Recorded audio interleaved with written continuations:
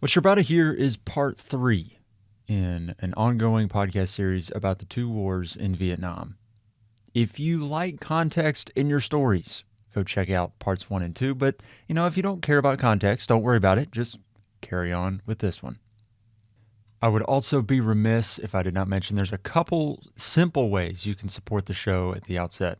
First, you can leave a rating and review wherever you happen to be listening to the podcast. And if you really enjoy the show, consider supporting me on Patreon. You can find a link to that in the show notes below, or you can go to compendiumshow.com and you can find a link to Patreon there. Again, thank you all so much for your support. And without any further ado, Hell in a Small Place, Part 3.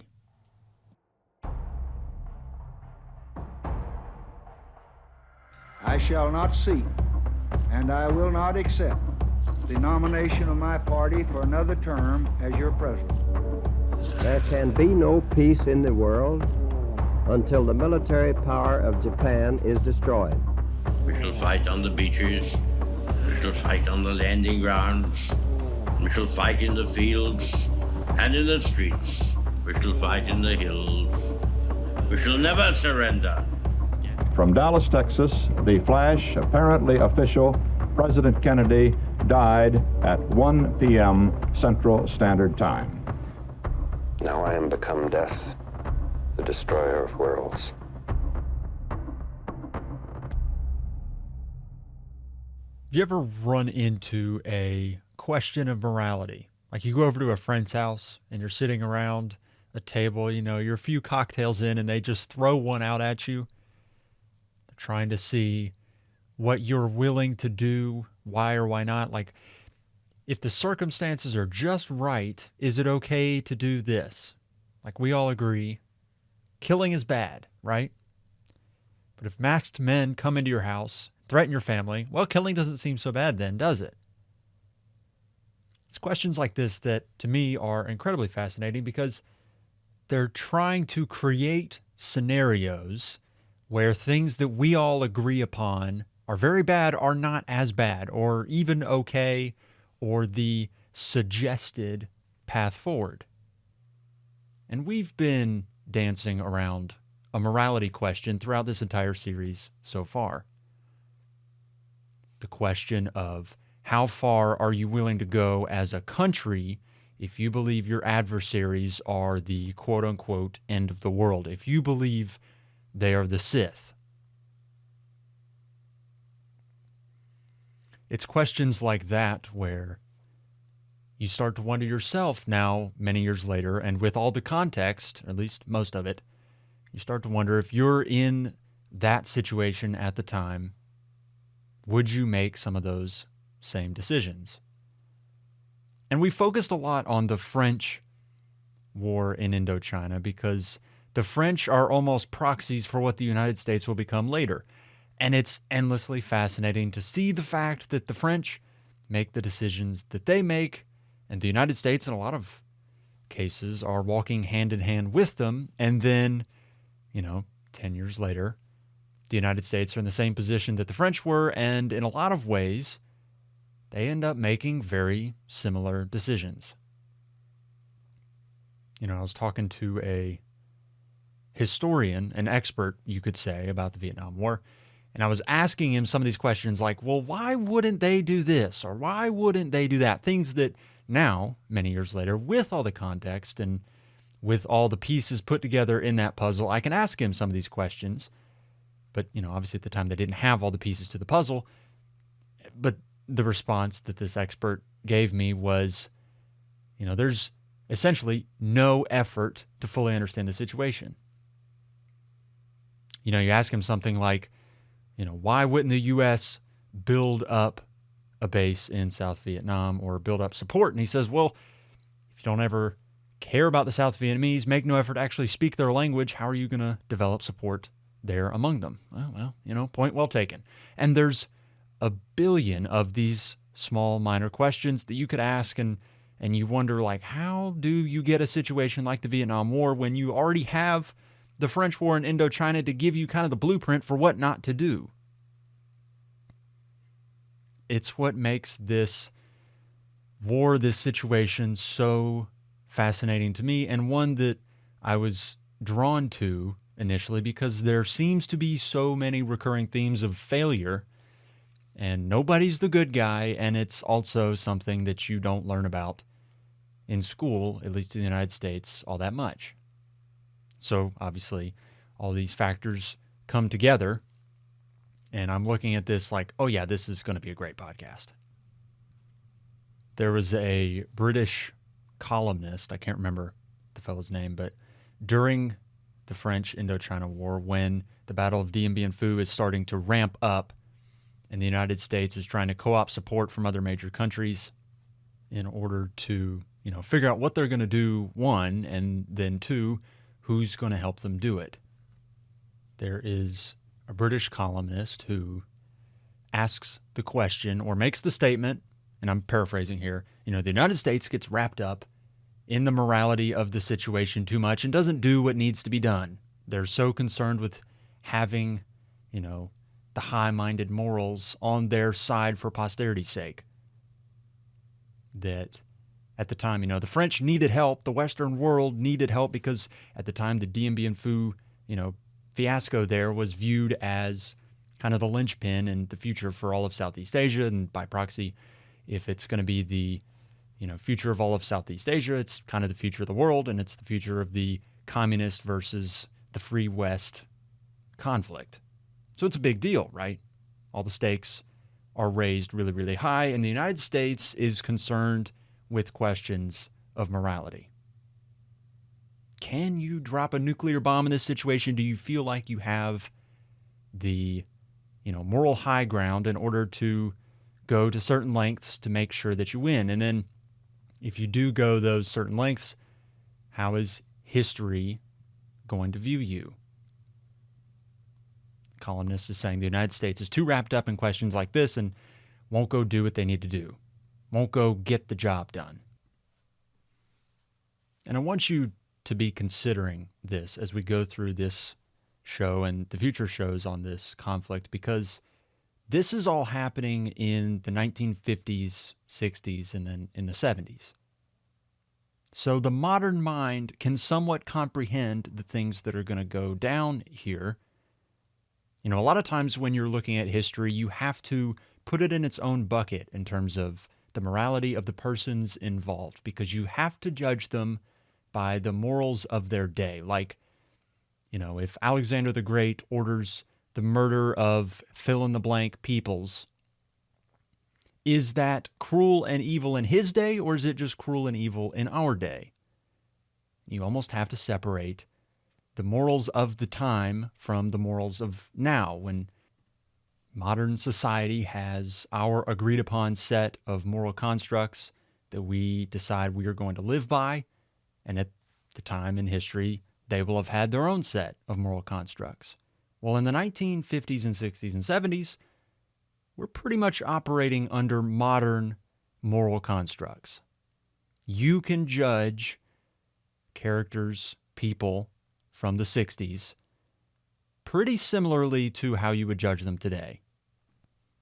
And that makes this story endlessly fascinating because, yes, you lump in the actual events, the things that happen, but then as we have gotten more information about these actual events and we can go back and parse together how these decisions were made and then look at the results of those decisions and the actual outcomes, we can judge those with the modern mind because it happened in modern times, and it makes it really interesting.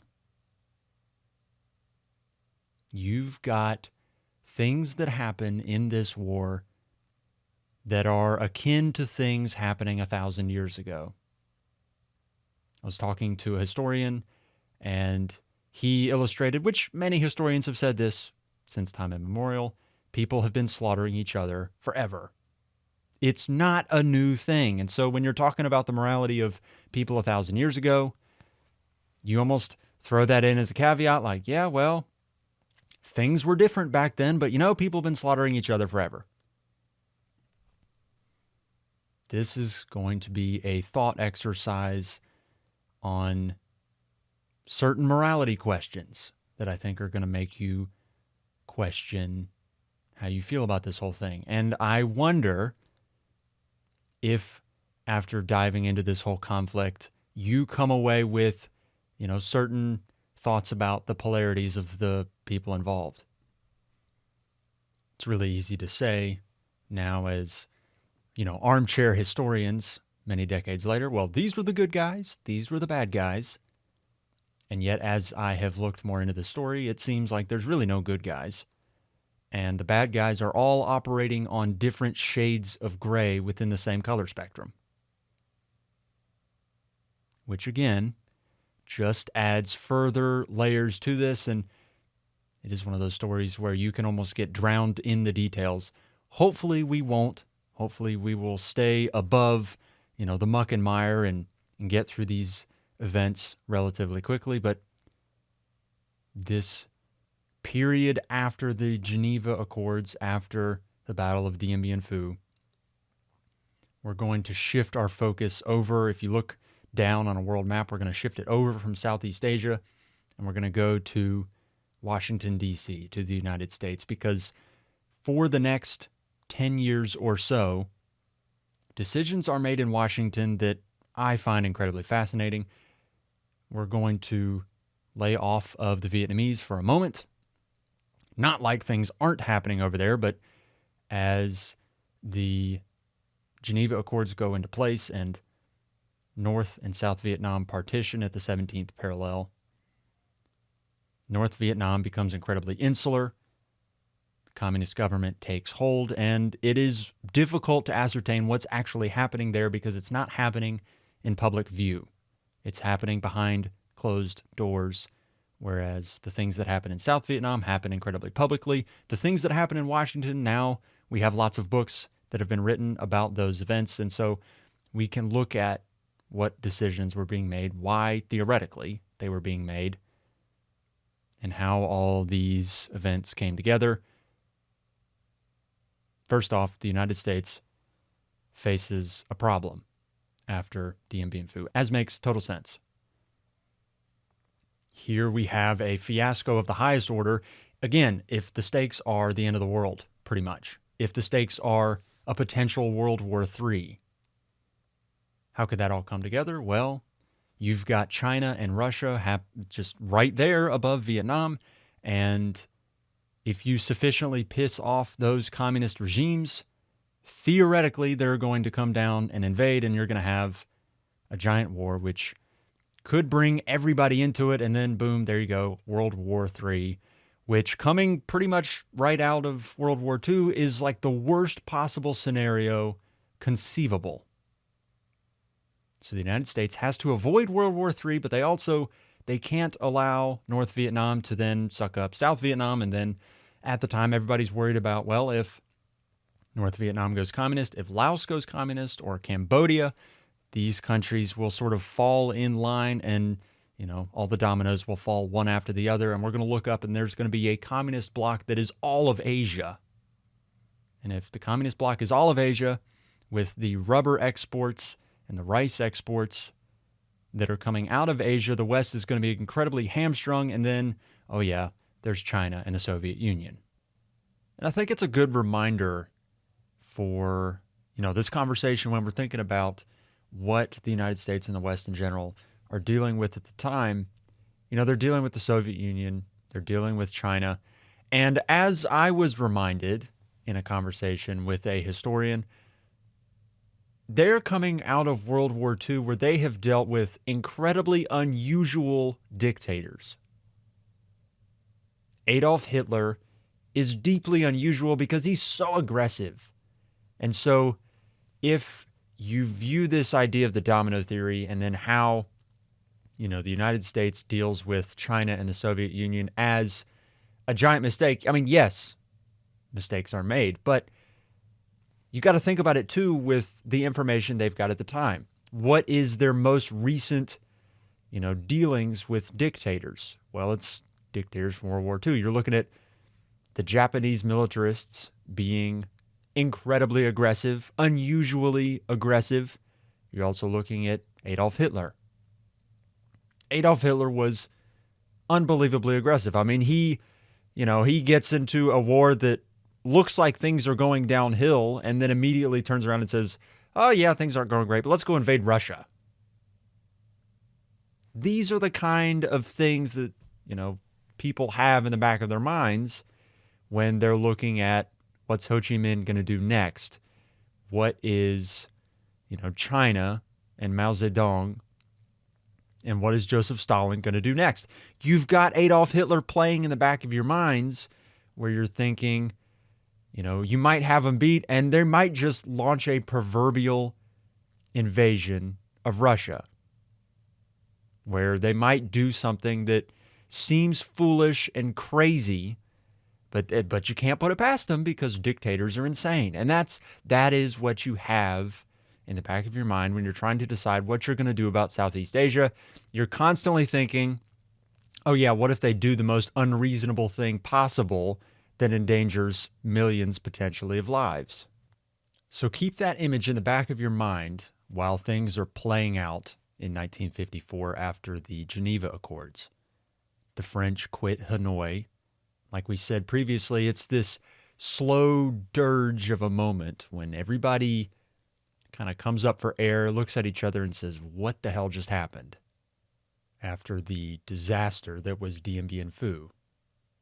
And the French quit Hanoi, strike the colors, and retreat. And along with them, after the Geneva Accords, part of it anyway, is that Vietnam is partitioned at the 17th parallel. So you have North Vietnam centered in Hanoi and South Vietnam, which will be centered in Saigon.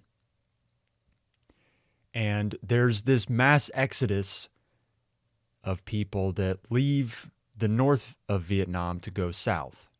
People that, for any number of reasons, either they were sympathetic to, the South or they were Catholic or, any number of reasons they decided to go south. And there's signs painted everywhere. And I saw a picture of one that was essentially graffitied on a wall that said, quote, to leave is to choose freedom, end quote.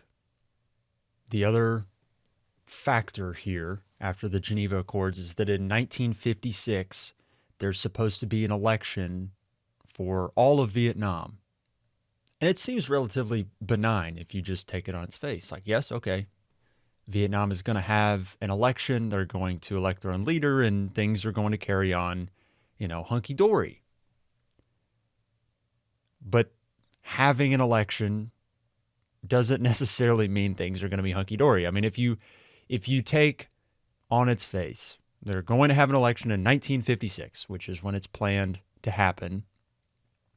Who do you think is going to win? Well, the candidates appear to be Ho Chi Minh for the North and Diem in the South. And Diem has done so spectacularly in developing support thus far, and Ho Chi Minh is, the face of the rebellion and all these things, and he's the father of the people, and all the propaganda that the North has spread about him. He is, Uncle Ho. Meanwhile, Diem hasn't even gotten the job until pretty much once the Geneva Convention is kicked off. So he's somebody that doesn't really have the cachet that Ho Chi Minh would have, doesn't have the support and the kind of alignment that North Vietnam would have behind Ho Chi Minh. It seems pretty lopsided on paper, but in 1956, there's going to be an election. Before this all happens, immediately after the war is over, the Communist Party in North Vietnam has a look in the mirror, so to speak.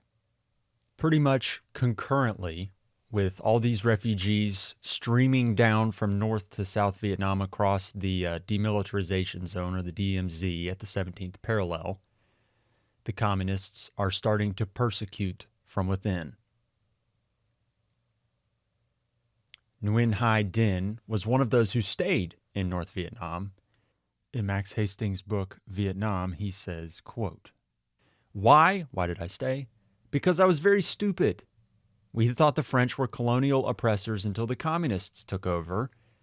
Then we started to think of the French as our friends, end quote. Max Hastings says about this purge from within, quote, all those possessed of property or of education became marked for exclusions, even death under the new order. Din, speaking of Nguyen Hai Dinh, Din couldn't get a job, and his father was stripped of his citizenship for 5 years because of a crime called being an antisocial element, end quote.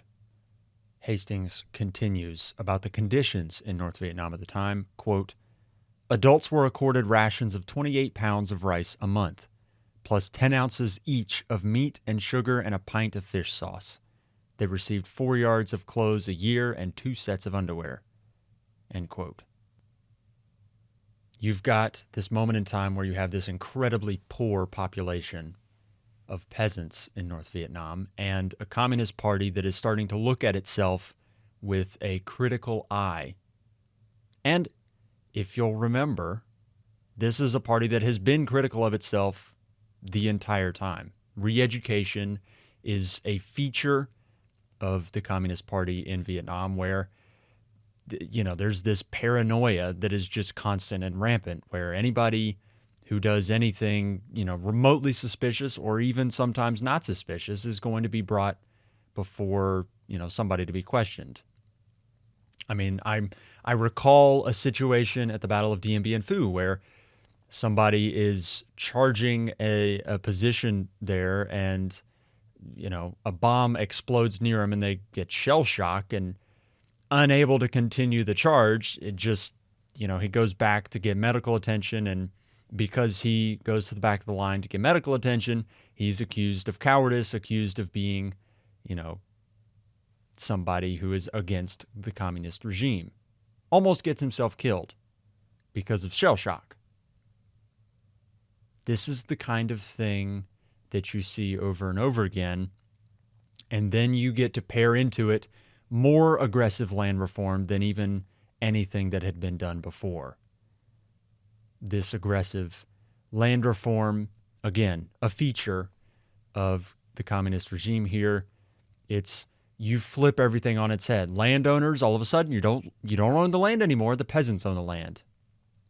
You get to redistribute the means of production to the peasants, to the workers. And as a result, you have all these disaffected landowners that now you've got to do something with them. And in the case of this regime, you make an example of them and you kill them. Numbers range wildly about those killed in North Vietnam during this purge and during this, you know, moment of land reform. If you are somebody who's going to be in South Vietnam, you're going to inflate that number to make the communists sound worse. And if you're the communists, you're going to downplay how many people got killed so you don't look so bad. So the numbers, again, it is tough to know for sure. And you can do some speculating, but there's a range here. There's a range of potentially 10,000 on the low end, people killed, to up to 100,000. And depending on who you talk to, you're going to get different answers. In 1956, Giap gave a speech where he talked about this land reform, and I found it incredibly revealing because he's so honest about what went on in this purge post-1954. Giap said in the speech, quote, "We indiscriminately viewed all landowners as enemies, which led us to think that they were enemies everywhere. In suppressing enemies, we adopted strong measures and used torture to force confessions. The outcome was the many innocent people were denounced as reactionaries, arrested, punished, imprisoned." End quote. A Vietnamese named Dr. Nguyen Thi Ngoc Tuan, she wrote about this period as well, and she says, quote, "Many things happened that I thought didn't make sense. Everything required the right family background," end quote. By that she means you have to have a peasant's background. If you have a middle class or an upper class background, you're pretty much excluded for any jobs in the new regime. If you have a background of education, of being a teacher or something like that, being an intellectual, you're excluded for jobs in the new regime. And, you know, as a nice little feature, you might be imprisoned as well. This little purge is incredibly damaging to communist support in North Vietnam, but it's a time that's so tenuous in terms of gathering the support of the local people, which is so important and everybody realizes is going to be important moving forward. And in a moment where you could, gather more support of the local people, the communist regime instead persecutes them. It's something that if you're looking at things in a balance sheet, you would say, yeah, that's not going to help the cause if you look at it on its face. And you would be correct. This is not something you want to do if you're trying to generate popular support among the people. And yet there is this odd dichotomy where the communists in North Vietnam persecute people, kill thousands, torture, untold others, inflict terror on peasants, and create this general feeling of paranoia and fear. And yet there is not this dramatic drop in support for the communist regime for Ho Chi Minh. Probably has a lot to do with the alternative. Ngo Dinh Diem arrives on the stage here in South Vietnam at a very interesting time. He happens to be tailor-made in some respects for the gig. I mean, he is Bao Dai's prime minister, where he's appointed the prime minister essentially while the Geneva Accords are underway.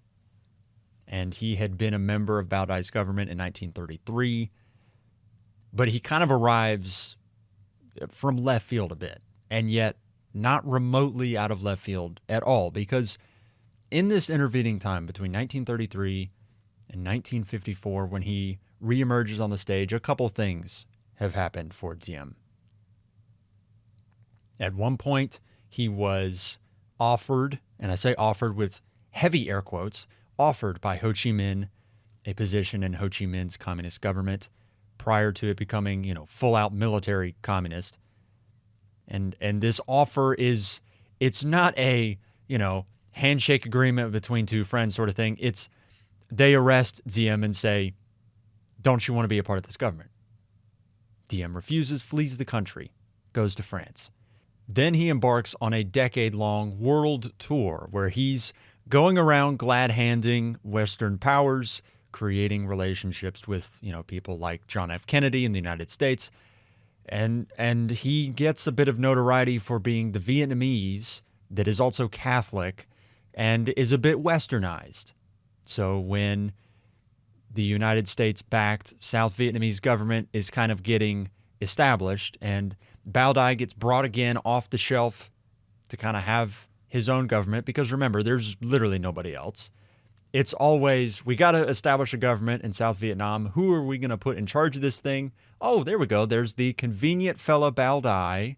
We're going to pull him off the mantle, set him in there as the leader, the face of this government to oppose Ho Chi Minh. It's going to work out splendidly, right? Well, this time, instead of just throwing Bao Dai to the wolves like the French did over and over again, Ngo Dinh Diem gets thrown into the spotlight. He sort of shoves Bao Dai to the side and takes over South Vietnam. And Diem kind of fills the role as kind of the Western poster child or the Western figurehead in Vietnam for several reasons. Number one, he's ardently Catholic. Ardently Catholic probably is the understatement of the century. This guy is aggressively Catholic. He's also aggressively anti-French. And so when the United States is trying to find somebody who fits, a square peg in a round hole kind of thing, it's difficult to find somebody who kind of embodies all the things that they need in a leader. And Diem, he is anti-French, so you have like that morality part of it where if you are the United States, the one thing you're trying to do after the Geneva Accords and after, the first war is over, is you're trying to separate yourself from the bad stuff that came along with the French, namely colonialism. You're trying to separate yourself by saying, we're not the white masters coming in to just order our little puppets around. And so if you've got a guy like Diem in charge, theoretically, because he is Catholic, where he's kind of agreeable because he's a bit westernized and he's lived outside of Vietnam for several years. So you can work with him because he's a bit more relatable, perhaps, than somebody who was like a Buddhist, for example. And he's also anti-French. So you get to separate yourself from the French in that respect by saying, yeah, we put a guy in there that basically opposed everything that we supported in that first war. And yet, as is sometimes unfortunately the case, when you're rolling the dice on a new leader, you don't know how the dice is going to land if you're the United States. What sort of leader is Ngo Dinh Diem going to be? Well, you don't know. You just sort of hope that he's better and more effective than Bao Dai was. And yet, at the time, folks who are in Saigon, who are analysts, who are, people placed there by Washington to help the Vietnamese make decisions and then send reports back to Washington about what's happening. Guys like General Lawton Collins are looking at the situation as pretty much a choice between a couple somewhat undesirables. You can either bring back Bao Dai, and we've already seen how that works, or you can roll the dice on Diem and hope that he is better. The unfortunate thing when you're rolling the dice is that sometimes it can roll against you. Just like where you have hereditary rulers and, the old king dies and his son comes in to take over the throne. You don't know what you're going to get. You flip a coin and you hope it's good. But you don't know what kind of ruler he's going to be. Sometimes he's great. Sometimes he's terrible. And you just sort of have to roll with the punches. Well, Diem is kind of in this same situation where he takes over. The United States doesn't know what kind of leader he's going to end up being. And, you wait. You have this pregnant moment when everybody kind of holds their breath. They say, okay, what kind of leader is Diem going to be? First couple moves he makes are miscalculations. Firstly, he surrounds himself in his government in Saigon with members of his own family. He's very insular. He doesn't listen to outside opinions. And, his generals start to get a little bit suspicious. They start to shift a little bit. They're going, okay, this guy is paranoid. And then, just as a nice little kicker, he does his own version of land reform in the South where he flips things that had been flipped already previously by the communists in South Vietnam. Remember when they had their own bit of sweeping land reform during that first war? They take away the land from the landowners, give it to the peasants. Well, as kind of his way of flouting that, Diem then flips it back. So the land that had been given to peasants is now given back to previous landowners. The problem is you've now had enough time for these people to get used to their land that they now own. And so taking it away from them and giving it back to previous landowners is going to do wonders for your public perception. General Lawton Collins, one of those military advisors, sent a report back to Washington profiling Diem. He said, quote, "I find Diem unready to assert the type of leadership that can unify this country and give it a chance of competing with the hard, effective, unified control of Ho Chi Minh." End quote. He then continues, quote, "I recommend reevaluation of our plans for assisting Southeast Asia with special attention to earlier proposal, namely the gradual withdrawal of support from Vietnam. This is the least desirable outcome, but in all honesty and in view of what I've observed here to date, may be the only solution." End quote. This moment, immediately after the first war ends and things kind of settle in, is an interesting moment because from the United States perspective, they view themselves as kind of the good cops with good intentions, to pull a later phrase that Lyndon Johnson would use, the guardians at the gate. They view themselves as the global police officer, and Diem is kind of their man on the inside. But what is that phrase that is oft repeated about things like this? What is it? The road to hell is paved with good intentions. Barbara Tuchman writes about this situation in her book, March of Folly. She says, quote, "Americans saw themselves as different from the French, to be welcomed as well-wishers of Vietnamese independence, while the fact that it was the United States which had brought back the French and financed their war was mentally swept under the rug.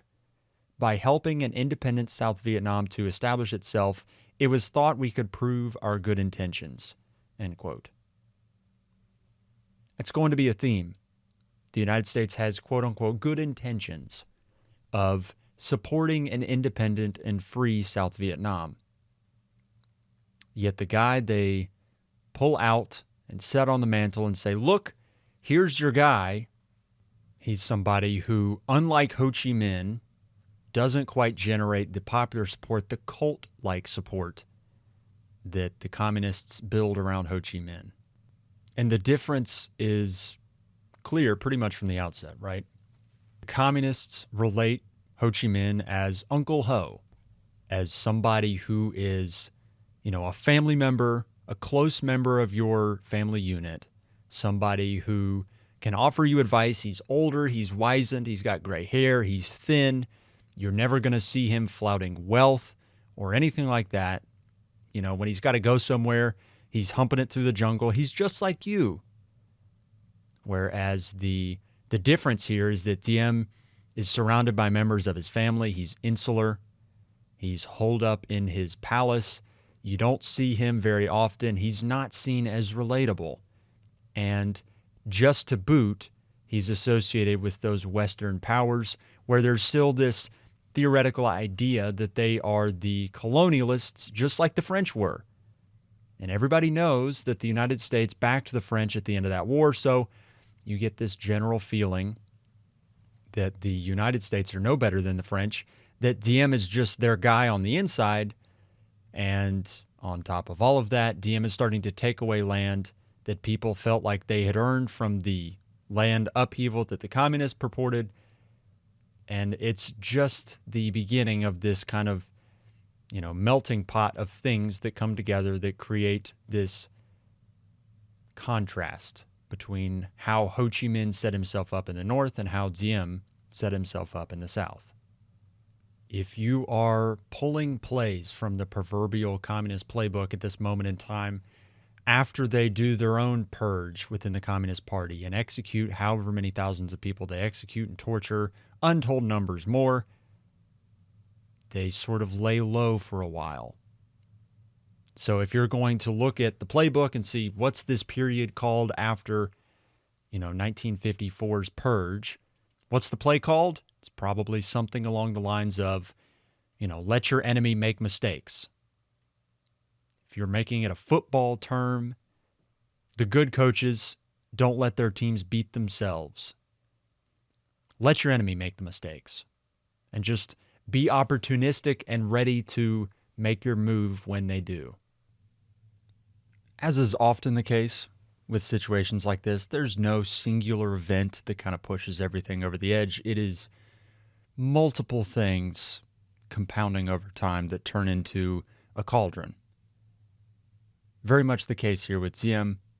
One of the elements is this decision to create places called agrovilles in rural villages in South Vietnam that are going to be like castles, if you can think of it that way. A castle is built to be a point at which you can concentrate your forces and you can control a wide area from this specific point, where if somebody's going to invade, if somebody is going to, attack you or whatever, they have to deal with the castle first. It's kind of like the linchpin for whatever piece of land you're trying to defend.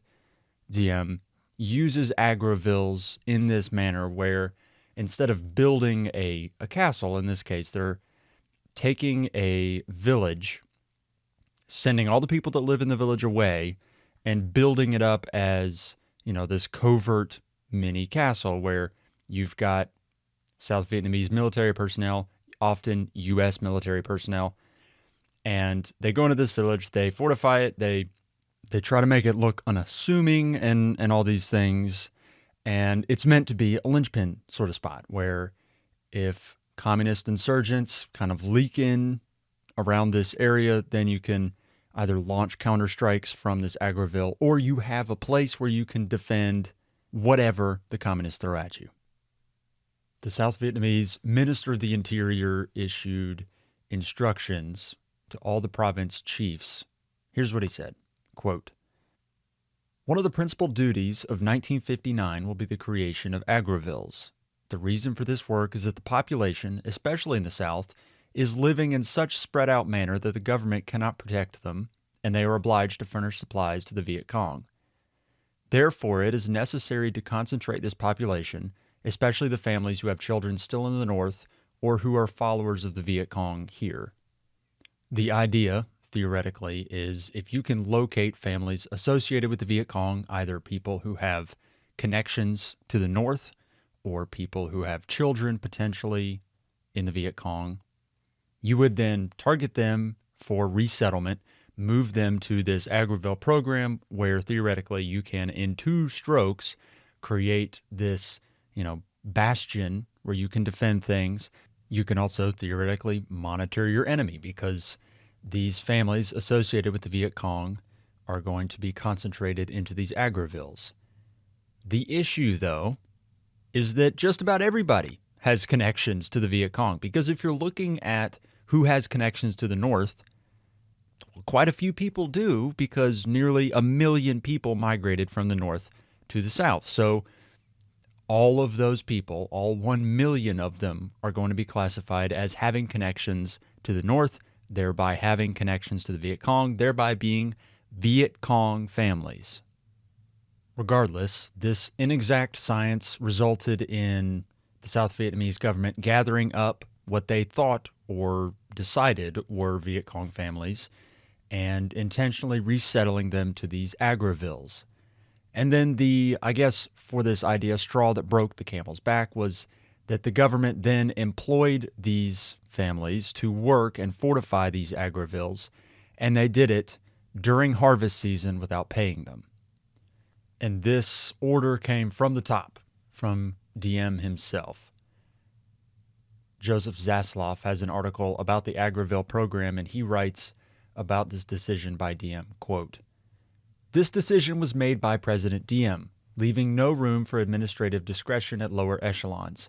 Diem believed, according to persons who discussed the issue with him, that the government was fully justified in requiring this kind of work from the inhabitants without pay, especially since peasants pay few taxes and receive the benefits of government, which include agricultural credit, land distribution, and police protection. The work stints at the Agriville would come, he maintained, when the peasants were normally idle, their rice having been planted and not yet ready to harvest. The president seemed convinced that the peasants were enthusiastic about the Agriville program and that the benefits would be conspicuous. Whatever discomfort might be incurred along the way would, he felt, fade into insignificance when the final result was produced." End quote.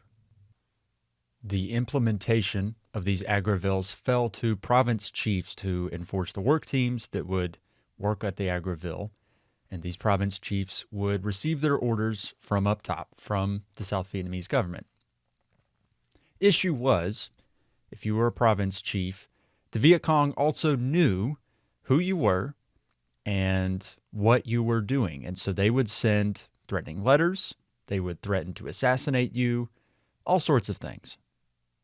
There was one province chief who lived 10 kilometers away from the Agriville, and he said that he received a threatening letter from the Viet Cong every single day, and that he was in fear for his life, so he would change up his route going home from the Agriville every day.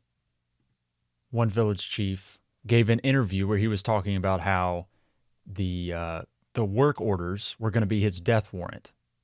And in Zasloff's article, Zasloff says, quote, "One week following this interview, he made an inspection visit to Khai San, traveling in an envoy accompanied by bodyguards and heavily armed jeep. On the return trip, the convoy ran into a roadblock laid by a Viet Cong ambush. The convoy's guards were isolated and the province chief was shot." End quote. So, you have peasants that are being relocated that aren't even necessarily sympathizers to the Viet Cong. They could be just anybody who has a connection to the North, which is darn near everyone. Village chiefs who are enforcing the work are liable to get killed in the process by Viet Cong insurgents. And you have people working without pay And often you have people being relocated from their hereditary family farms. You also have a people that worship their ancestors, and so taking them away from their ancestors' tombs, not a good idea. And if you relocate them away from their farms, it means that they can't farm. Their farm animals have to stay, and so, there's no telling if when they do return, the cows are still there, the chickens are still there.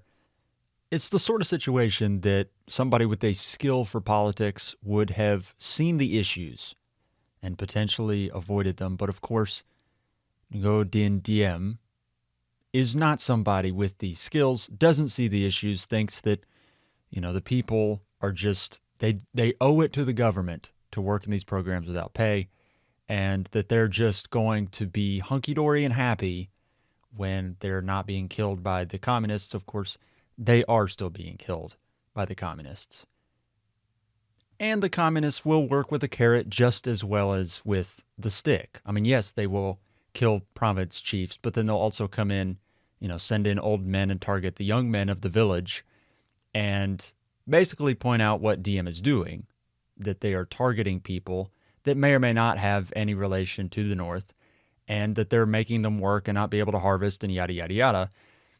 And they'll point out that, Ho Chi Minh and the North and the revolution just want what's best for everyone. It's a very powerful tact when you are speaking to people who are already disgruntled with what their current government is doing.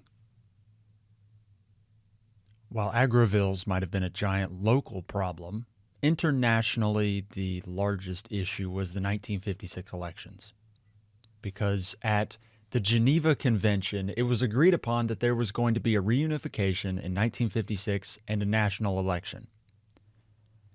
Now, obviously, the candidates couldn't be more different from one another. You have this cult of personality with Ho Chi Minh, and you have Diem, who just seems to continue stumbling over his own 2 feet in regards to generating support amongst the peasant population. Diem knows this, though. Give him credit. He is somewhat self-aware enough to realize if there's going to be a national election, he's going to lose and lose miserably. The Viet Cong in the North leading up to this election have gotten communist insurgent activity to calm down. There's this 2-year period where, for all intents and purposes, after their purge, where things are very, very quiet. You have some 5,000 to 10,000 insurgents in the South, but they are ordered to stand down. It's all kind of in build up to this election where in Hanoi, I mean, they know, just the same way that Diem knows, if there is a national election, the Hanoi Politburo is going to win. Ho Chi Minh will carry the day. So what Diem does is, instead of submitting to the Geneva Accords, he just says, we're not going to, holds an election of his own in the South, where he wins 98.5% of the vote. And the voting pool is supposedly like 450,000 people of the millions that live in South Vietnam. It is so obviously rigged that even people in the West who want Diem to maintain control in the South look at it and chuckle. They go, are you serious? 98% of the vote, huh? Diem pretty much runs unopposed with the army at his back, with the news controlling the secret police in Saigon. It is laughable. 98.5%. It's this point in 1956 when you start to realize, if you're in the West, if you didn't know this already, that Diem is not the Republican, Democratic sort of president that the United States wanted. He is an autocrat. He is somebody who is in deep with gangs, the Bin Zien. He's in deep with the drug trade. In fact, using the drug trade to generate money for the government. Supposedly, Diem's brother Nu got fabulously rich trafficking heroin and opium and other drugs. It brings to mind a paradox that at the time, if you were to have genuinely free elections in 1956, the North would have by and large voted for Diem, for a democratic government. Again, free elections. That is the emphasis there. And while the North would have voted for Diem, the South would have voted for communism because Diem was so unpopular. It is the classic, the grass is always greener sort of scenario, where because the North is persecuting and killing people within the Communist Party, the South looks at the communists and say, well, we're not being taken away from our homes. We, at least the revolution has Ho Chi Minh. They have this Uncle Ho character. It's the classic. The people on either side of this issue of the DMZ don't have a clue what the actual real-life experiences of the people on the other side. Supposedly, after the 1956 quote-unquote election, Diem's government would organize rallies with thousands and thousands of people there cheering him on, and as he would drive through in his Mercedes, through these crowds cheering for him, he took the cheering to be genuine adulation. Diem thought, oh, the people love me. I'm popular. Look at all these people cheering for me. When in fact, they would have been placed there by Diem's government. And you can imagine kind of the scene with his generals sitting around him, perhaps in the car, as he's driving through this crowd. And he's waving to them, smiling, beaming from ear to ear, happy that everybody's so happy for him. And the generals have to be looking at each other like, don't tell him. There was a South Vietnamese reporter that said, about this growing divide between Diem's government and how they appeared and operated and the peasantry. The reporter said, quote, "The people in Hanoi," referring to the communists, "the people in Hanoi may be absolute bastards, but they would never be so stupid to appear before the people in a Mercedes-Benz." End quote. Supposedly, at this point in time, there is a considerable wealth gap where about 15% of the population in South Vietnam held 75% of the land. You have people who are theoretically associated with the North being resettled from their farms. You also had the resettlement before that where Diem flipped all the land that had been held previously. And you got to remember, you got to keep in mind, this is happening to a people that are incredibly attached to the plot of land where their feet are. This is a hereditary thing from father to son for generations and generations, and their ancestors are buried in a lot of these places. So when you have situations where you're taking land away from people that have had this land in some situations forever, they are going to hate you. And you can make situations like this personal by taking it to a peasant's home, to their family, but once you involve religion in it, you have really made it personal. What do they say about things that you don't talk about in mixed company? It's politics, it's religion, because these are deeply personal things. And in this case, in South Vietnam, the national religion, I guess if you have one, it's Buddhism. The majority of people at the time practice Buddhism. And so when there is a roiling of dissent amongst Buddhists in South Vietnam, it gathers the public's attention. On May 8th in Hue, a group of Buddhists gathered on the anniversary of Buddha's birthday, the 2527th anniversary of his birthday. They gathered to experience like a radio transmission celebrating the Buddha's birthday. And while everybody's gathered there, they're displaying, Buddhist flags and things like this. And a Catholic officer at the demonstration kind of cites this old rule that says you can't display any flag except the flags of the Nationalist government in southern Vietnam. So he takes the flag down. And then while this is happening, the program director for the radio program says that the radio program has not been passed through by the censors and won't air the program. And so in this bizarre moment where everything kind of feels like it was planned ahead a little bit, it has that weird element to it where You can sense that there's some planning, but it kind of takes on a life of its own as the events carry on. It's a very odd sort of situation, but the program director, after saying that they can't air the Buddhist program, he calls in the army.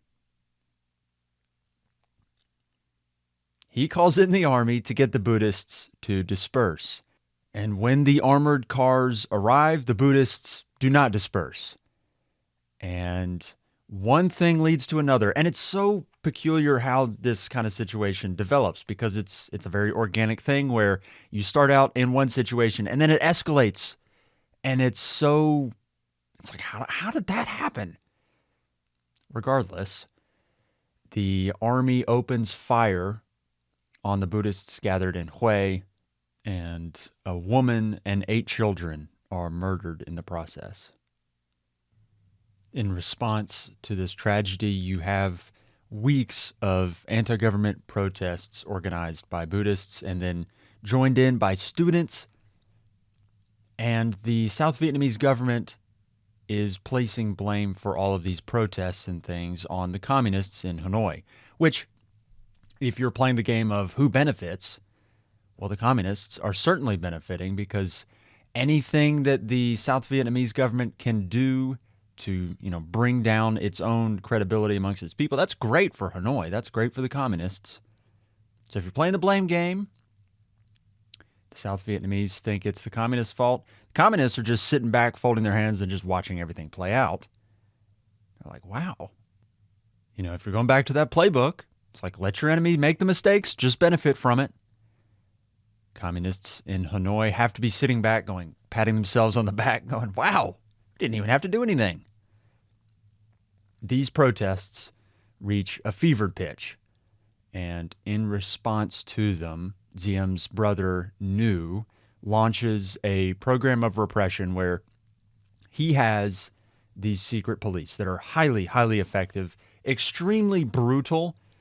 I mean, it's not a great comparison because of all that's associated with it, but comparing New's secret police to the German SS it's somewhat kind of like gives you a window into the capability of this secret police. Obviously, the SS has a lot associated with it and all that means because of, what the Nazis did and how effective the SS were in purporting that.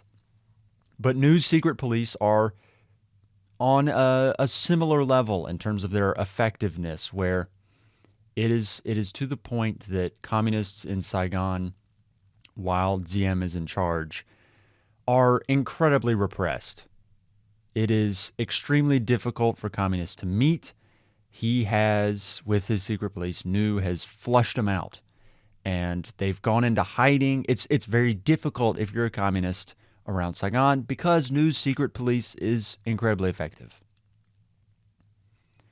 New then dispatches the secret police to start a program of repression for the people he feels are responsible for these Buddhist revolts, namely high-ranking bonzes, they're called, which are just high-ranking members amongst the Buddhist elite. In Max Hastings' book, Vietnam, he quotes a South Vietnamese officer who says, quote, "The Buddhist crisis was like a great fire, uncontrollable and raging quickly. It had a strong negative effect on the morale of officers and enlisted men. I knew that it was impossible to maintain Diem's government. My only hope was that power would fall into the hands of a new, competent, and loyal leadership." End quote. Journalist David Halberstram also wrote about the situation, quote, "The conflict between the South Vietnamese government and Buddhist priests is sorely troubling American officials here, who are deeply embarrassed and frustrated in the face of persistent questioning by individual Vietnamese who ask, 'Why did your government allow this to go on?' Americans were perceived as literally calling the shots." End quote. On May 11th, 3 days after the massacre in Hue, at a busy intersection in Saigon while protests are going on, a Buddhist monk named Thich Quan Duc disembarked from his car wearing orange robes and adopted a seated position in the middle of an intersection in Saigon.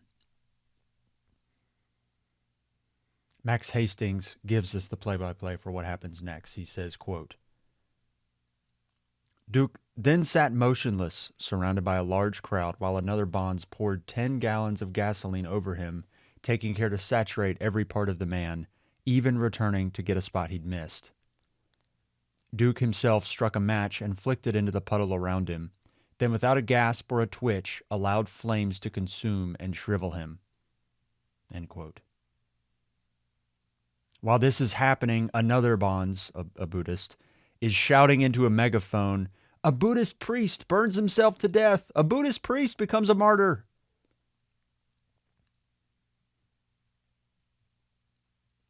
And while all this is going on, there's protesters surrounding this priest who's on fire, and they have signs and placards, but they're all written in English. They're not written in Vietnamese, which then leads you to believe, as probably was the case, this is not a protest for a Vietnamese audience. This is a protest for an international audience, for a Western audience. This is a protest for Washington. When Duke lights himself on fire in the Saigon street, there's a single journalist that is there. His name is Malcolm Brown of the Associated Press. He wrote later, quote, I could have prevented that immolation by rushing at him and kicking the gasoline away. As a human being, I wanted to, but as a reporter, I couldn't. I would have propelled myself directly into Vietnamese politics. End quote. While he didn't go kick away the gasoline, while he didn't prevent the self-immolation, Brown took a photo of it. His photograph of the Buddhist on fire in Saigon went to Manila and then was trafficked all over the world. As is often the case with polarizing situations like this, all it takes is an image to kind of plant in your mind and make all these things that are happening seem incredibly real. I mean, this might date this podcast, but there's a similar image now for us where the attempted Trump assassination, now it's been a few months, but you get that image after the would-be assassin shoots his ear and he stands up and he holds his fist up, and it becomes this kind of image that is more than the events that even happened. It becomes kind of this rallying cry for people who are, behind this man and what he stands for. And it's a very similar thing. Anytime you get a polarizing image that illustrates events that are happening, polarizing events, it kind of creates this image that you can rally around. I guess it has been somewhat the case for all of history. If somebody was martyred in the 1300s and you had a piece of their body that you could parade around on a giant stick, and you'd have all these people that would gather around, and it would be, this cult of whatever the saint is that's been killed. It's the very same thing here with this Buddhist monk who lights himself on fire. The photo circulates around the world, catches like wildfire. And if it was bad enough already, having the image to pair with the events happening makes it far worse, especially when, like we said at the very outset, the United States is incredibly careful about perception, especially about perception of perceived moral high ground, whether you've got it or not. And while people in Washington see the photo and are surely scratching their heads, if you're keeping a morality scorecard here, it gets even worse. Because Diem's sister-in-law, Madame New, apparently has a little press conference, or is caught saying she calls this event with the Buddhist monk a barbecue. She said, "Let them burn. We will sit back and clap." If it was bad enough already to get the perceived view of the Diem administration being so callous about it, that had to be the straw that broke the camel's back. And then to revisit that medieval martyr illustration, the protesters gathered up the heart of the Buddhist monk and displayed it in a case and marched around with it, kind of as a symbol to show their moral legitimacy. Like, hey, we got the martyr's heart. Down with the government. Lieutenant Gordon Sullivan, who was a advisor, one of the American advisors in Saigon, he said about the situation, quote, "The whole thing changed. This was something new. We didn't know people did stuff like that," end quote. The Washington Post wrote about the situation sometime later on June 20th, 1963, quote, "Of course, the communists will exploit Buddhist grievances. And why not? It's Mr. Ziem's regime itself that is gratuitously serving communist purposes by policies that are morally repugnant and politically suicidal," end quote. I want to draw your attention to one of the things they said in there. Policies that are morally repugnant. Again, what does the United States concern itself with almost the most in this situation? Yes, national security and all these things, but at the end of the day, you have to maintain the moral high ground. And when you have the boogeyman in North Vietnam, the communists that are persecuting their own people, I mean, that's great if you're trying to maintain the moral high ground. The problem is, if you appear to be backing a government that is not much better, it's very difficult to maintain your moral high ground in the situation. And rumblings had already been growing that Diem wasn't going to work. And after this situation with the self-immolation in Saigon, things just spiraled worse. There's a common thread throughout all of this, where the United States continues to support a government that internally they don't really believe in. Diem is not a figure they can get behind. And yet it's a choice of undesirables.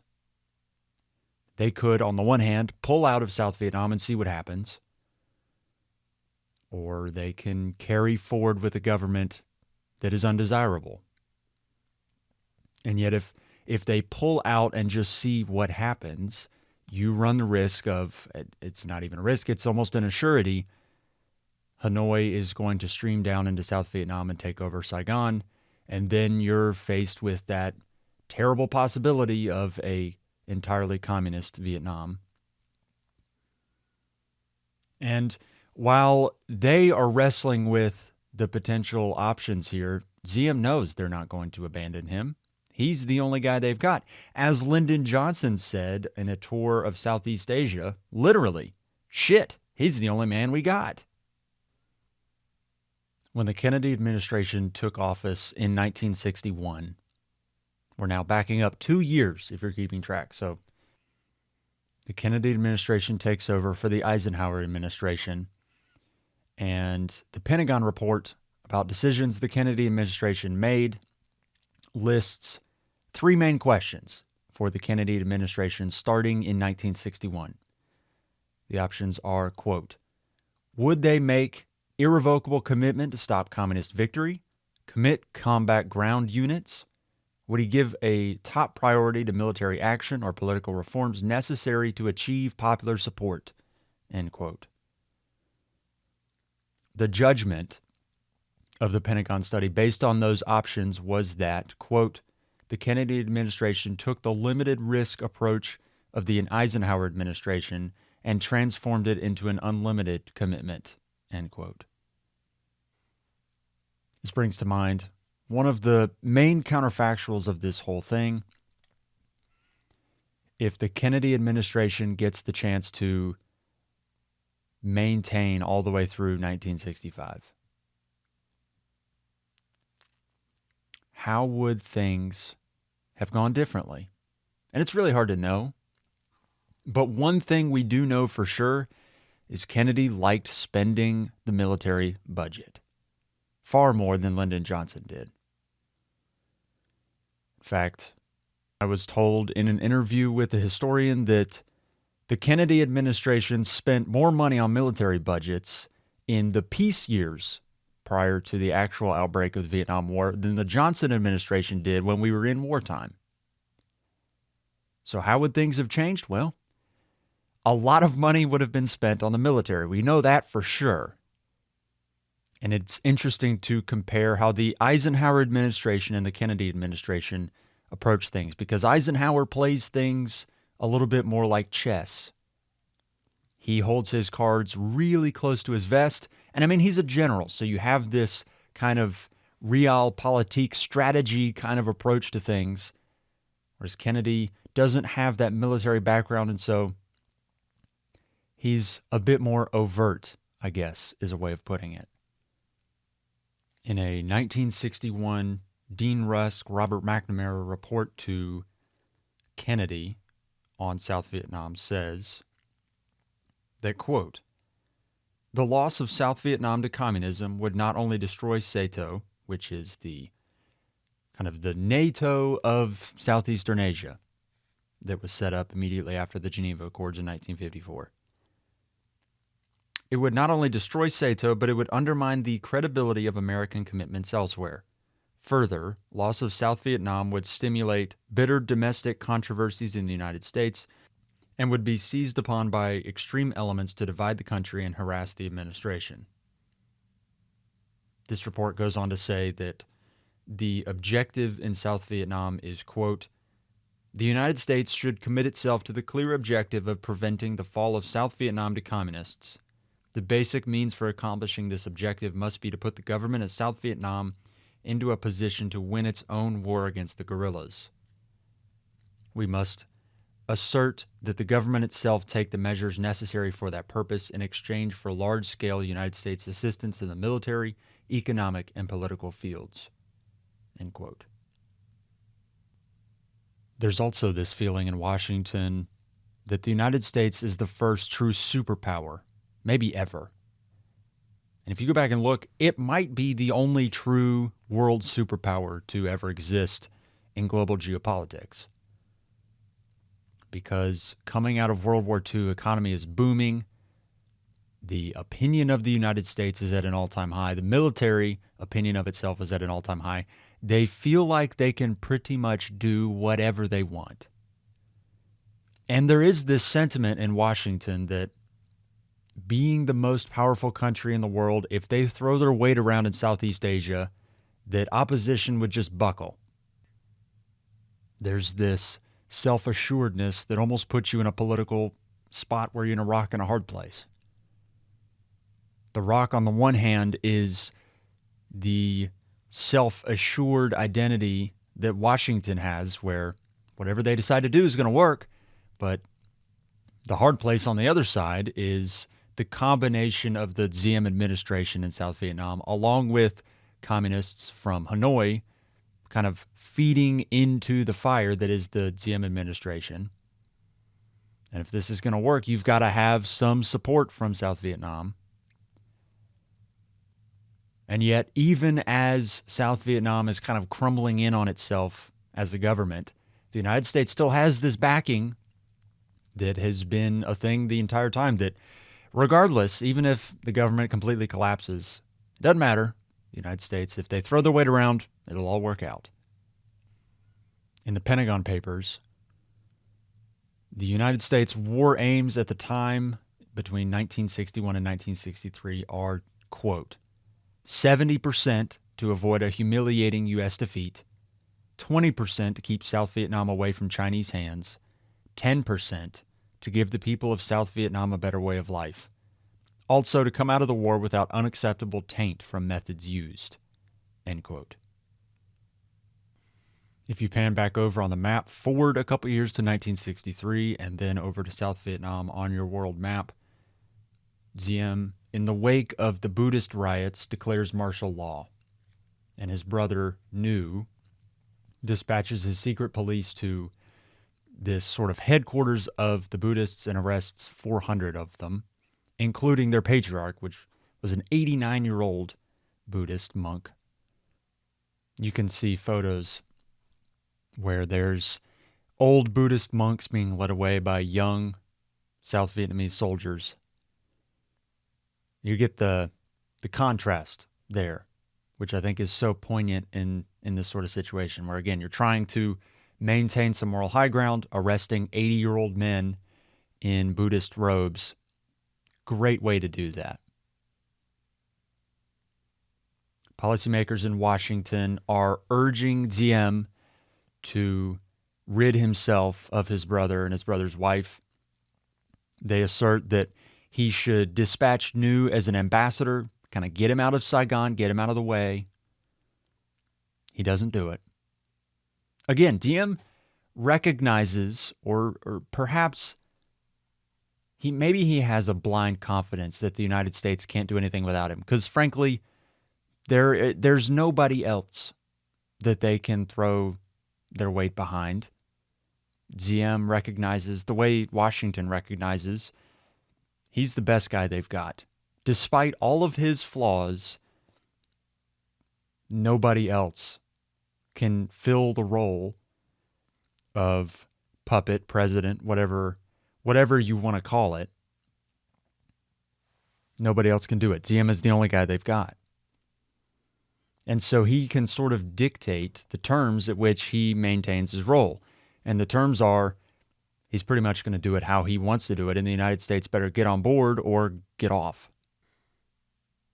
In August 1963, a cable from the ambassador in South Vietnam to the State Department asked if Washington would support a coup. While Kennedy, Dean Rusk, and Robert McNamara were off on vacation, a response was drafted and sent back to the ambassador that answered in the affirmative. The reply said that if Diem refused to make reforms and sack his brother New, they wrote, again, in an official capacity of the U.S. government, that, quote, "We are prepared to accept the obvious implication that we can no longer support Diem. You may tell appropriate military commanders we will give them direct support in any interim period of breakdown. Ambassador should urgently examine all possible alternative leadership and make detailed plans as to how we might bring about Diem's replacement if this should become necessary." End quote. So when Kennedy returns from his vacation after the weekend on Monday morning, he sees this message sent to Saigon and he's dismayed. From Kennedy's perspective, he wants things to pretty much stay put. He's seeking re-election. Apparently, Kennedy said to his friend Charles Bartlett that, quote, "Charlie, I can't let Vietnam go to the communists and then go and ask American voters to re-elect me. Somehow we've got to hold on to that territory." Kennedy added, "But we've got no future there. The South Vietnamese hate us. They want us out of there. At one point, they'll kick our asses out of there." End quote. The previous report that asked if the United States would back a coup, the principal in this kind of coup attempt is a general named Duong Van Minh, or Big Min. You see pictures of him. He's a rather large fellow by Vietnamese standards.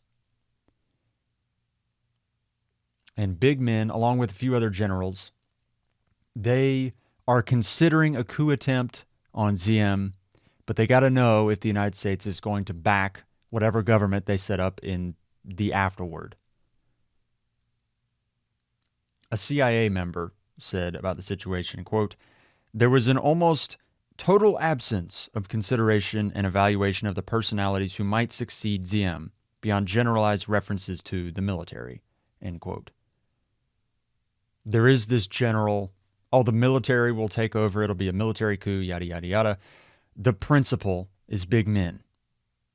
That would be the guy the United States would hitch their wagon to if Diem is removed from the picture.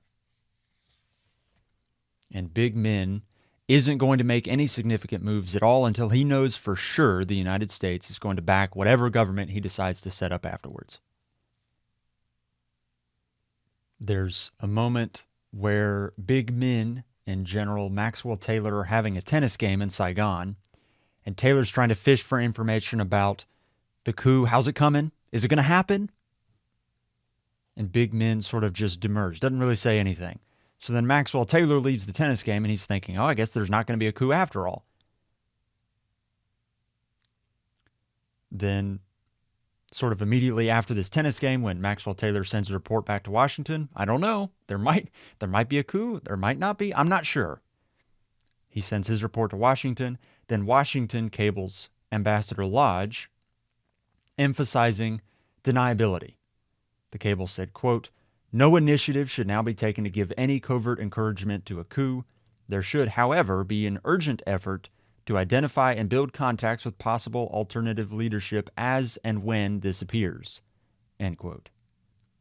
There then follows this period of equivocating from Kennedy, sort of like, should we overthrow Diem? Should we not? If we do overthrow him, which group of generals are we going to support? Because Big Min's group of generals, they're not the only ones considering a coup attempt. Pretty much everybody close to Diem outside of his immediate family are considering the idea of a coup and what they could get out of it. On October 29th, Kennedy said in a meeting, quote, rightly or wrongly, we have backed Diem for 8 long, hard years. To me, it seems incongruous to get him down, kick him around, and get rid of him, end quote. After that statement, McGeorge Bundy, one of the members of his cabinet, sent a cable to Ambassador Lodge expressing Kennedy's doubts about a coup attempt. But Lodge never conveyed those concerns to any of the generals, kept them to himself, was now determined to see the thing through. On November 1st, rebel troops launched an assault on Diem's palace. Max Hastings carries the story from here.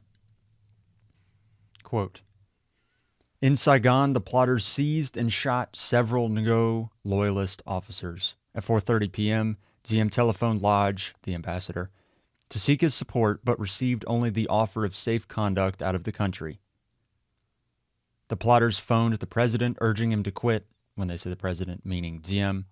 The plotters phoned the president, urging him to quit in exchange for his life. Instead, he contacted intimates, trawling for support, which was not forthcoming.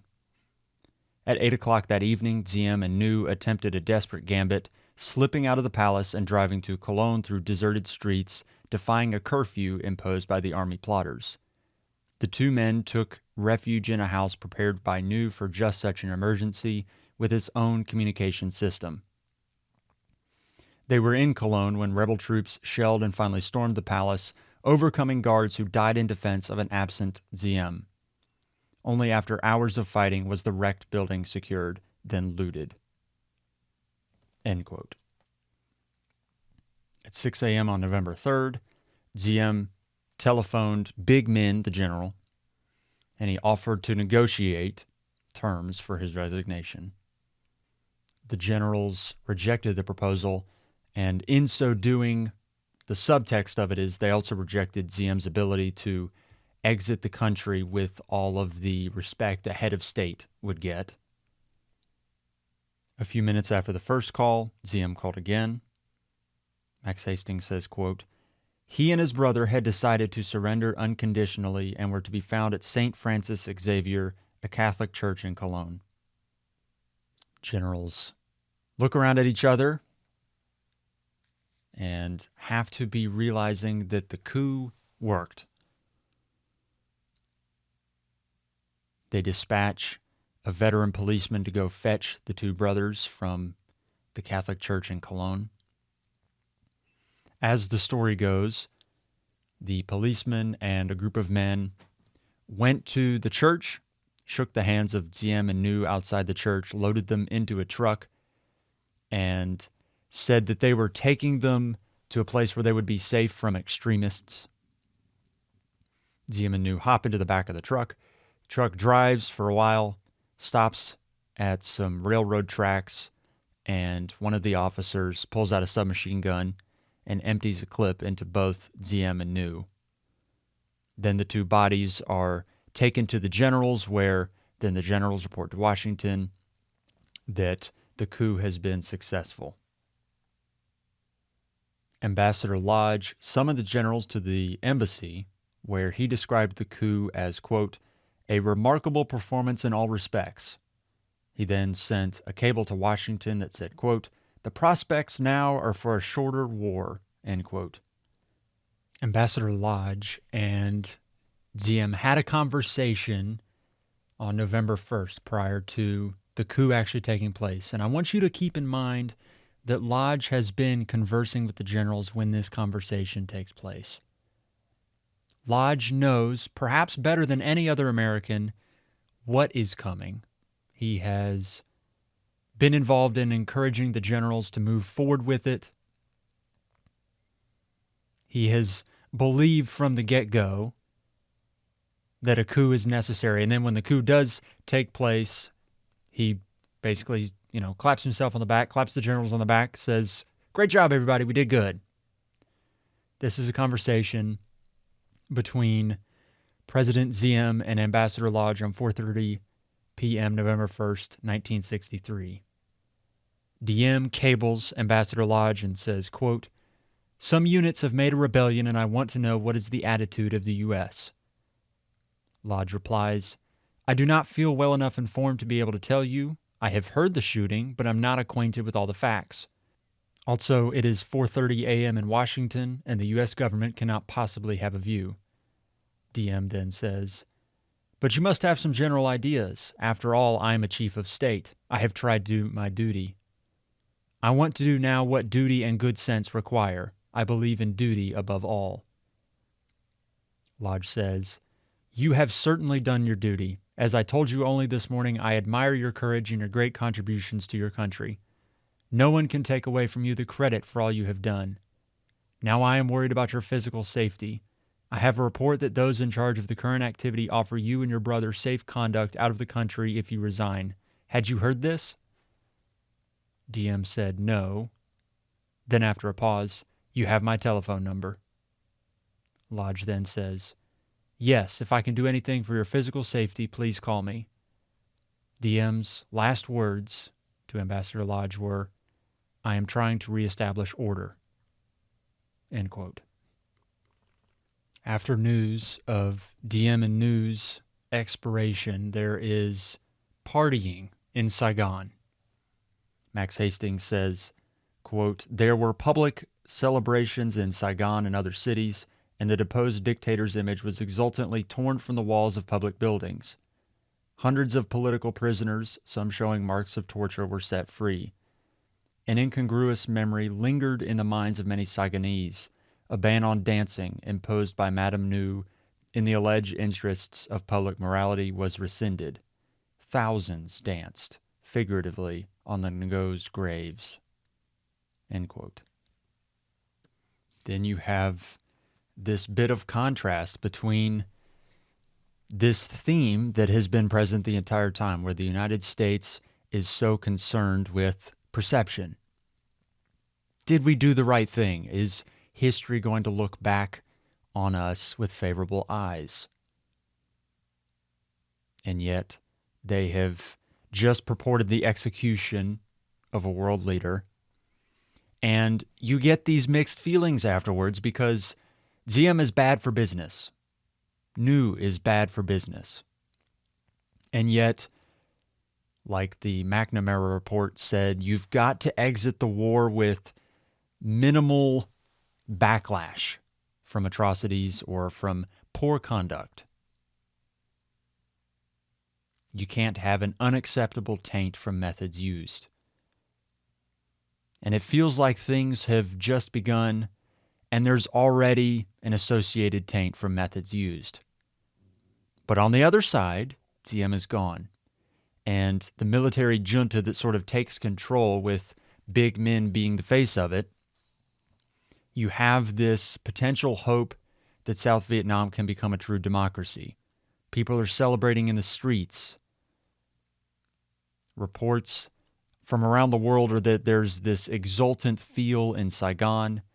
And in Washington, you have, again, the mixed feelings of, we just ordered the execution of Diem and New. But yet at the same time, there's a feeling that the war is already lost if Diem is in control. So you get quotes like what Neil Sheehan says, where we have no chance if Diem is in control. At least with him gone, there's potential hope. There's a quote from an Australian who was working in Vietnam that said, quote, "What Americans have not learnt is that they cannot impose democracy on the South. For the United States to support any government is to doom it to failure." While news of Diem's assassination spreads up and down Vietnam, and United States policymakers start to look at one another and realize how things might have some hope, but also how they've already spiraled so far out of control. Remember Robert McNamara's paper in the Pentagon Papers where he's talking about aims for the United States in this conflict. And one of the chief aims is to avoid blowback, to avoid the unacceptable taint that comes with methods used. And while they get potentially an advantageous result here with Diem and New out of the picture and the hope of the grass being greener on the other side with this new group of military generals that take over in Vietnam, potentially you can dictate how things are going to go with a tighter grip. There is still the taint of the methods used in order to get there. And while all of this is still fresh on everybody's minds, if you pan back over on that giant map just a few days later, Walter Cronkite, that classic journalist in the United States, broke this message worldwide. From Dallas, Texas, the flash, apparently official, President Kennedy died at 1 p.m. Central Standard Time, 2 o'clock Eastern Standard Time, some 38 minutes ago.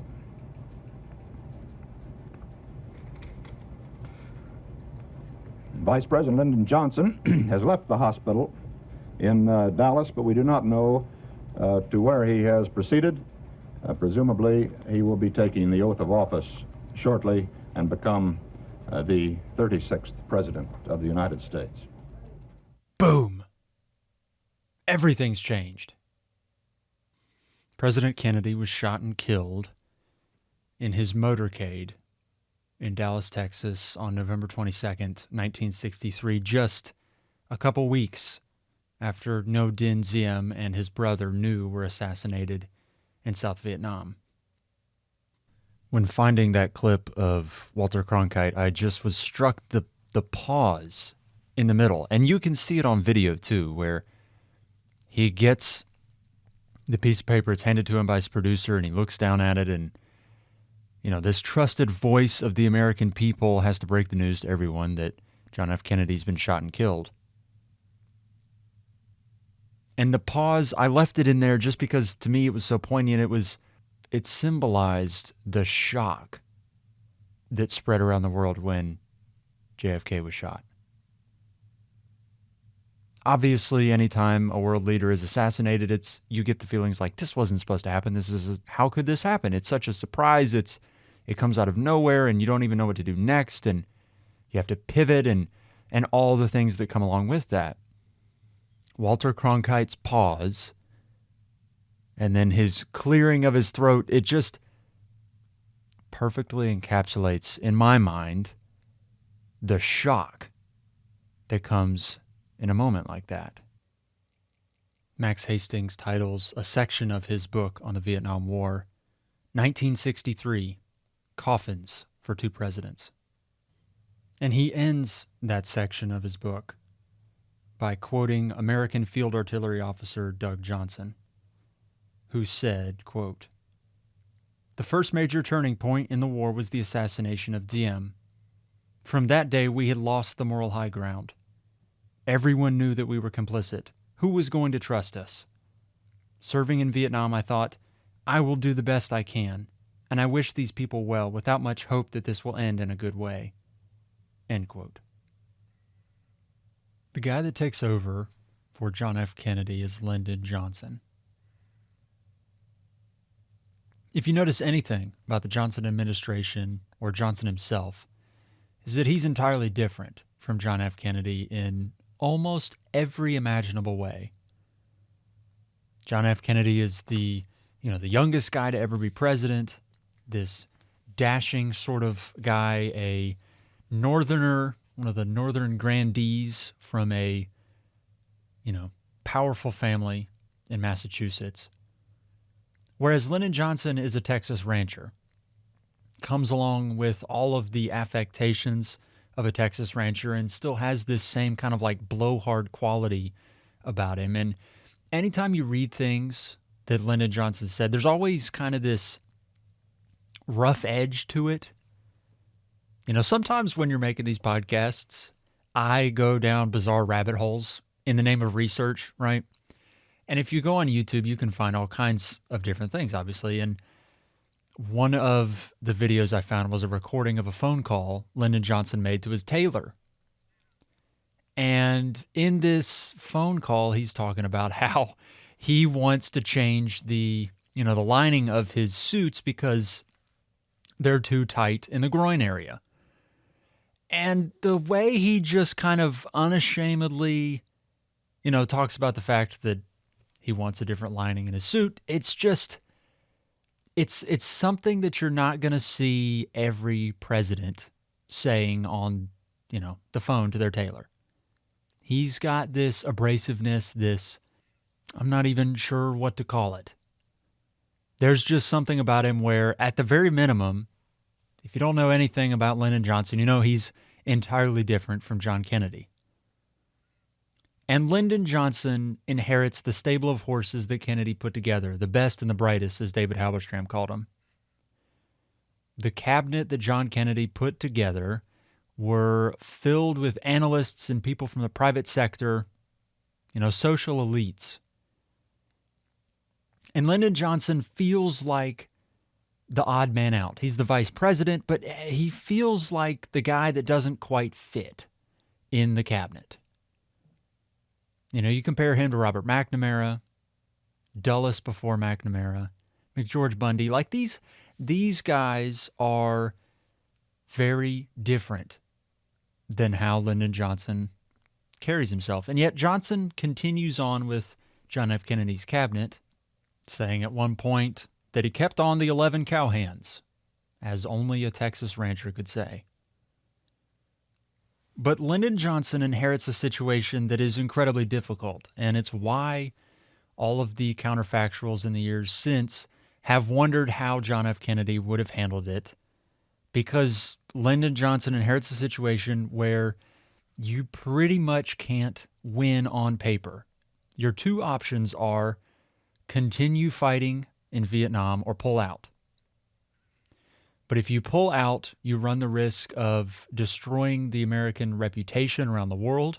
And if you continue to fight, you're fighting in this conflict that people in Washington are already considering unwinnable. Just to make things worse, the military junta that takes over in the wake of Diem, led by big men, is deposed just a few months later by another set of generals. And this process, this revolving door period, as it's called, it's a period where, like in Big Men's case, he establishes a government with his guys, and then when they're deposed, new guys come in. And you get this revolving door where several different times you get new regimes, and these new regimes have entirely new sets of people involved in the regimes. And so the United States, I'm sure you have to feel like you're playing a bit of political whack-a-mole, where you might get things figured out just a little bit and then there's a whole new regime. That hope that sprouts for 2 weeks prior to John F. Kennedy's assassination, it starts to slowly circle the drain. Starting in January 1964, the CIA put together this special operation called Opland 34A. The idea behind it was that you would take South Vietnamese commandos, you would have former OSS types, which are special forces types, American special forces types. You'd have them train them up, and then they would send them on covert missions to sow havoc, create chaos, go in and have certain targets. And the idea was that having covert operations going consistently would just keep the heat on Hanoi, keep the heat on the communists. The folks running these operations were South Vietnamese or Nungs, which were ethnic Chinese living in Vietnam. And I guess in theory this idea works. But again, I'm not a historian. I don't even know if I'm at liberty to make judgments on it. But the idea behind 34A is you just keep pressure on the enemy. It seems like it's a low-cost way to keep the pressure on the enemy. At least that's how Robert McNamara saw it. And again, not a historian, so I'm not really in a place to make judgments, but Robert McNamara is a guy that wants to conduct the war somewhat on a spreadsheet. He is an analytics kind of guy, and analytically speaking, he would be correct. This is a low-cost way to maintain pressure on Hanoi, because if you have covert operations consistently running, where you're sending guys in, you're training them to swim, they get parachuted in or they get dropped in off of at a beach or something like that, they can go destabilize something or another. There's like 1,000 of these raids. So it's this constant stream of lower stakes covert raids. But the effectiveness of Oplan 34A was negligible, probably at best. A lot of times these agents were told to go find Catholics, go to a Catholic church, find the bishop or the priest there, and they'll help you because they're for sure not communists. And in most cases, they weren't. The problem is the communists knew the Catholics weren't communists, so they would heavily monitor the local churches, and so anytime somebody showed up looking slightly suspicious, they would be captured and imprisoned. I was reading where one of these covert operations, a operative was captured wearing blue jeans. That's going to stick out like a sore thumb. Another was captured wearing boots instead of sandals. These are things that are going to be pretty obvious to spot as, well, that's the oddity right there. Probably a spy. Most cases, you'd be correct. Colonel Clyde Russell, who ran the Studies and Observation Group, which oversaw these missions, he said in an inquiry later, quote, "We did commit most of these people without very high expectations. We never had a successful operation," end quote. Max Hastings says that the operations continued even though they didn't work because, quote, "Some soldiers and officials, McNamara foremost among them, fancied that they represented a low-cost, low-visibility means of keeping heat on the enemy," end quote. Communist intelligence, starting in 1961, apparently figured out the radio codes for these operations, and so they knew when these guys were coming. So more often than not, in fact, if you're doing a percentage look at how effective these things were, at least 95% of the time, they didn't do anything. So you have a lot of South Vietnamese or Nungs that get captured, don't achieve their goals, and their goals are, lower value targets anyway. They're almost there just to kind of like poke Hanoi and say, we're still operating, things are still happening. Don't forget about us. Don't get complacent. Operation 34A is so minor that in the Pentagon Papers, it's referred to thusly, quote, "We're not acting against North Vietnam except by a very modest covert program operated by South Vietnamese and a few Chinese nationalists. A program so limited that it is unlikely to have any significant effect," end quote. At this point in the conflict, if you're the United States, you're trying to maintain heat on the North Vietnamese without escalating anything. You got to remember, too, you have China to the north. And ever present on everybody's minds is don't piss off China. In fact, there's a story where a American POW was being interrogated by his North Vietnamese captors. And they were asking him, like, why are you attacking North Vietnam? And he says, strategy, I can't remember exactly the way he said it, but strategy has something to do with China. They were like, why don't you just go fight China? We don't like the Chinese either. Go deal with the Chinese in China. You don't have to keep fighting us here in Vietnam. But if you're the United States, you're trying to keep pressure on the North Vietnamese. You're trying to kind of toe this line here. And when I was reading the Pentagon Papers, the thing that I got out of it at this point in the war is it's kind of this gray area where things are happening and yet it's all covert, it's all under the table. In fact, these 34A operations and then some of these things that happen next, they aren't public knowledge. They don't come out until the Pentagon Papers come out years later. And it's the sort of thing that you assume governments are doing all the time in modern war, where things are happening constantly. There are these under the table CIA operations and things like that. They're happening constantly. And yet there is this, like, you're just waiting for something meaningful to happen. You read lots of these reports back and forth and these analyses of what the United States should do and if they should bomb this specific place or if they should just continue doing these 34A operations or you know, what they should do. Should we throw in ground troops? Is there a reason to put in ground troops yet? And it's this sort of situation where everybody is so head up on the idea that war for real could come, and yet they all need a reason to do it. These 34A operations offer the United States plausible deniability.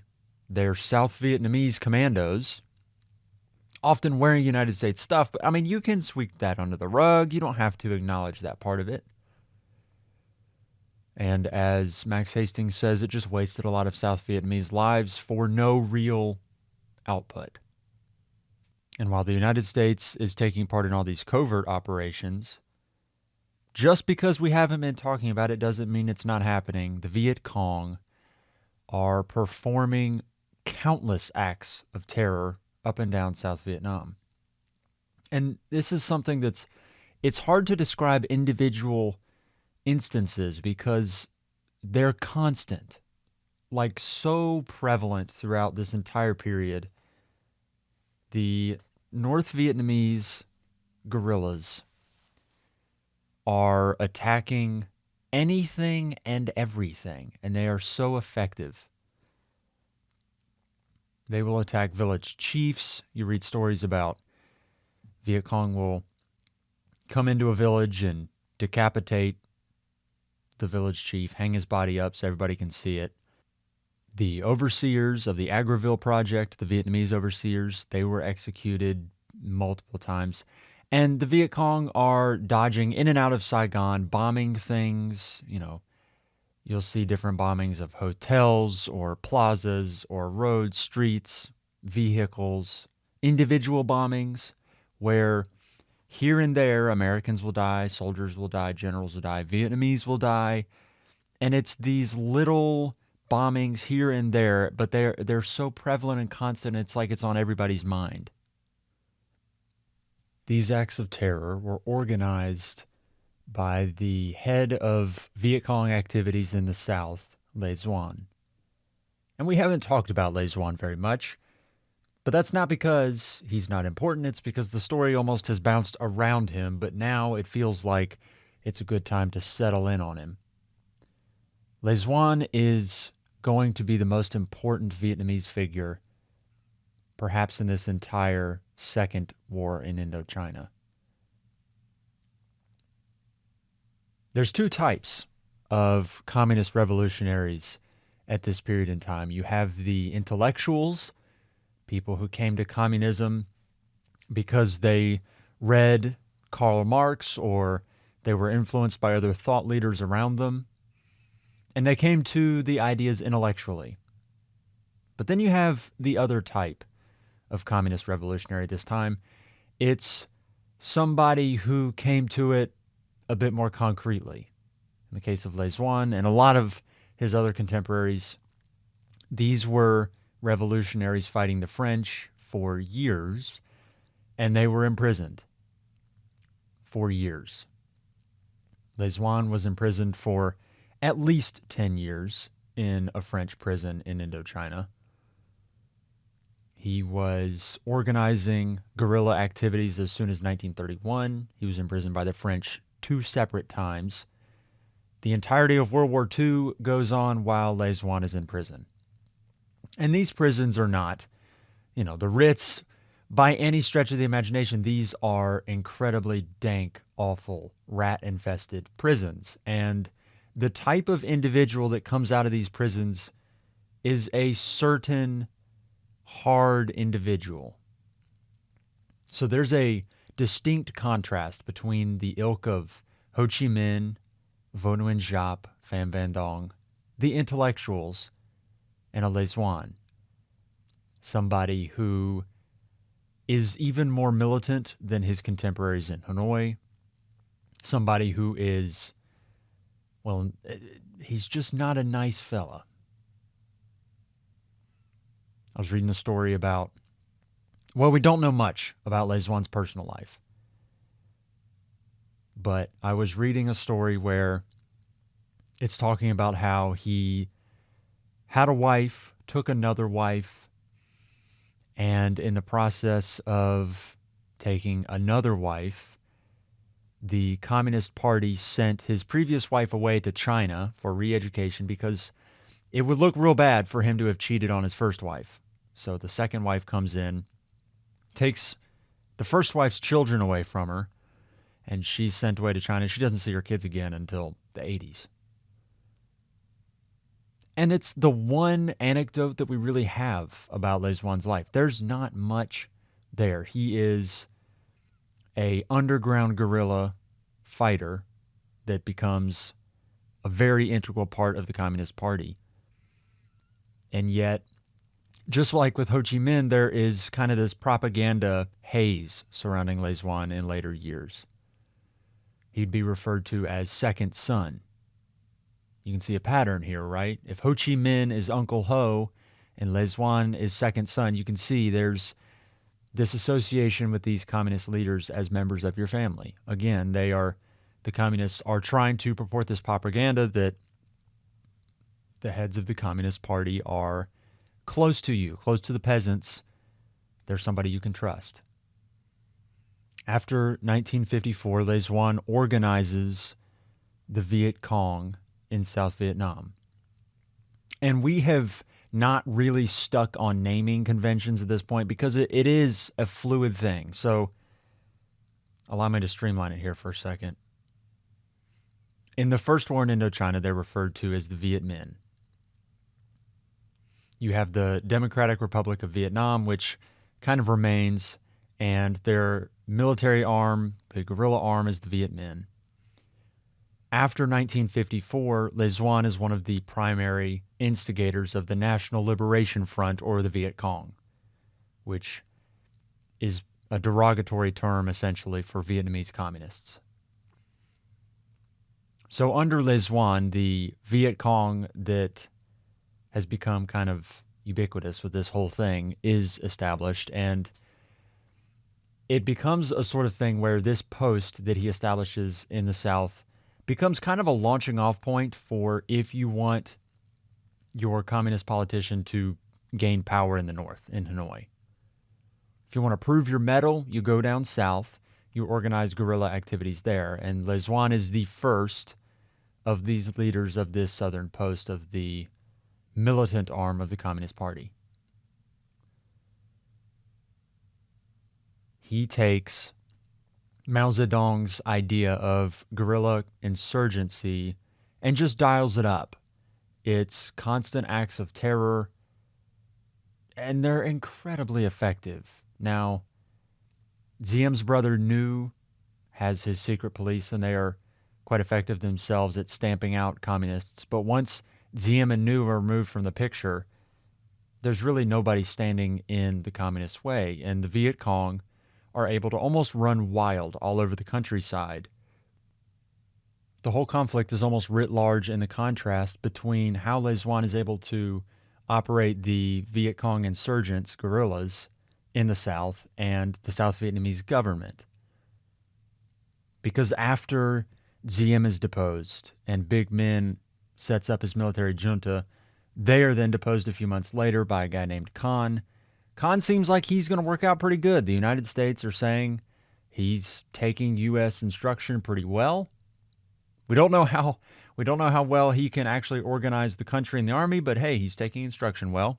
He gets deposed by a combination of other generals, and it's to the point that there's an anecdote where a junior officer in the ARVN, the South Vietnamese military, said that he was asking his superior officer for a few hours to go home, and the superior officer was like, "How do I know when you're going to come back?" And he says, "When I hear the coup tunes playing on the radio, I'll know it's time to come back." Meaning, coups were happening so frequently that there was a song on the radio associated with a coup having taken place. And so when he heard the song that played when there was a new coup, he would come back because he knew he would be needed. On July 30th, 1964, another 34A raid was conducted. While that assault was occurring, the U.S. destroyer Maddox was 120 to 130 miles offshore, patrolling the waters there. They were doing an intelligence gathering patrol, but they were essentially just patrolling the Tonkin Gulf. So in the reporting about this incident afterward, there's a few things that are somewhat confusing. It says in the reporting later on that the Maddox was unaware of the 34A raid that was happening simultaneous to their patrol. But either in response to sorties flown by Thai pilots and American planes bombing specific spots, or in response to the 34A raid itself, the North Vietnamese launched some PT boats into the Tonkin Gulf.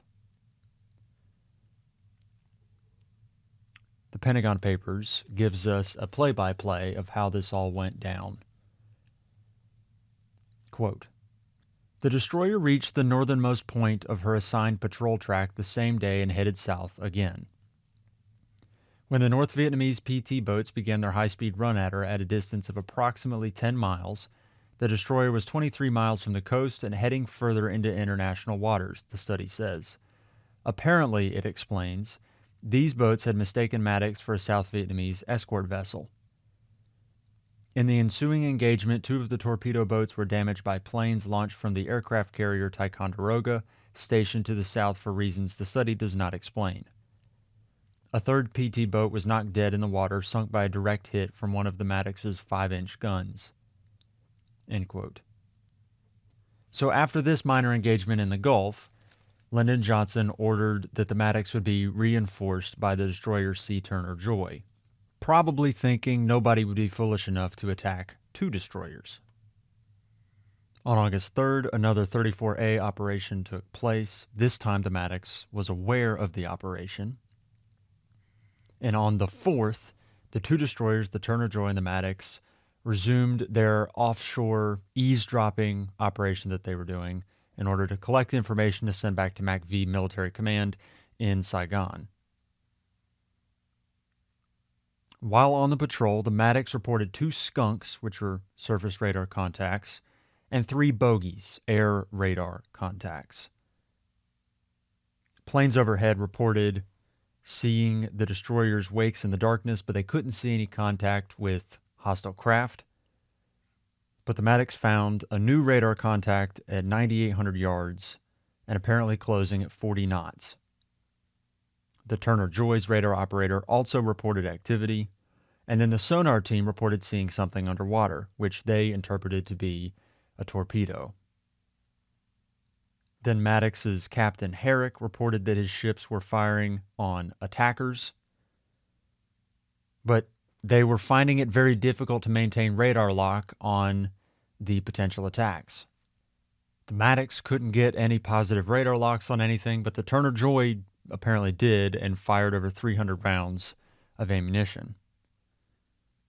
Eventually, the action was broken off, and Captain Herrick of the Maddox reported that, quote, 2 enemy boats were sunk and another damaged, end quote. As the dust settles, though, on the Maddox, and the radar operator and the sonar operator get together with Herrick, the commander, they start to realize, was there actually a boat there? Are we sure? They look together, they converse, and they decide they didn't actually see a boat and can't confirm that there was any contact with the enemy. Herrick signaled to shore within an hour, quote, entire action leaves many doubts. And then, not too long afterward, he said, never positively identified a boat as such, end quote. But in Washington, they were getting messages that the Maddox had been attacked, that the Turner Joy had been attacked by Viet Cong PT boats. And Robert McNamara locked onto the idea of an August 4th attack, and he went to President Johnson with it. Now, I try to think about this from McNamara and Johnson's perspective. At first, Johnson doesn't have all the facts. Later, he does get them. McNamara initially knows as much about the situation as anyone. If you're McNamara, if you're Johnson, why would you move forward with operations without full knowledge of the situation, and then later, with full knowledge of the situation, realizing that nothing actually happened? Why, once you learn that the Maddox fired on birds, which is eventually what people decided had happened, once you have that information, why would you go forward with what they go forward with? And the motivation, it seems, is a combination of you're wanting to win an election, and so you have to appear to the American people as being strong, as having the situation under control. And at the same time, there's been so many covert operations, these small potatoes operations, that after all this, bluster for years now, they're impatient for something to happen. Here's what Max Hastings writes about the situation. Quote, McNamara, however, was impatient for action. The president, at a critical moment in the election campaign, was anxious not to concede any opening for Republicans to charge him with weakness. He won plaudits for his prompt and tough response to an assault on the American flag. Thereafter, it was almost inevitable that the administration would lie and lie again to conceal the multiple blunders and deceits already perpetrated and to justify airstrikes on North Vietnam. End quote. The response to the Tonkin Gulf situation, I think, tells us quite a lot about Lyndon Johnson, though, and about the United States' approach to this whole thing. Lyndon Johnson was indignant that the North Vietnamese ever dared to attack the United States at all. It was almost an affront to himself personally that somebody would attack the United States. Like, how could a backwater country like North Vietnam ever consider it reasonable to attack a first-rate power like the United States? Who do they think they were?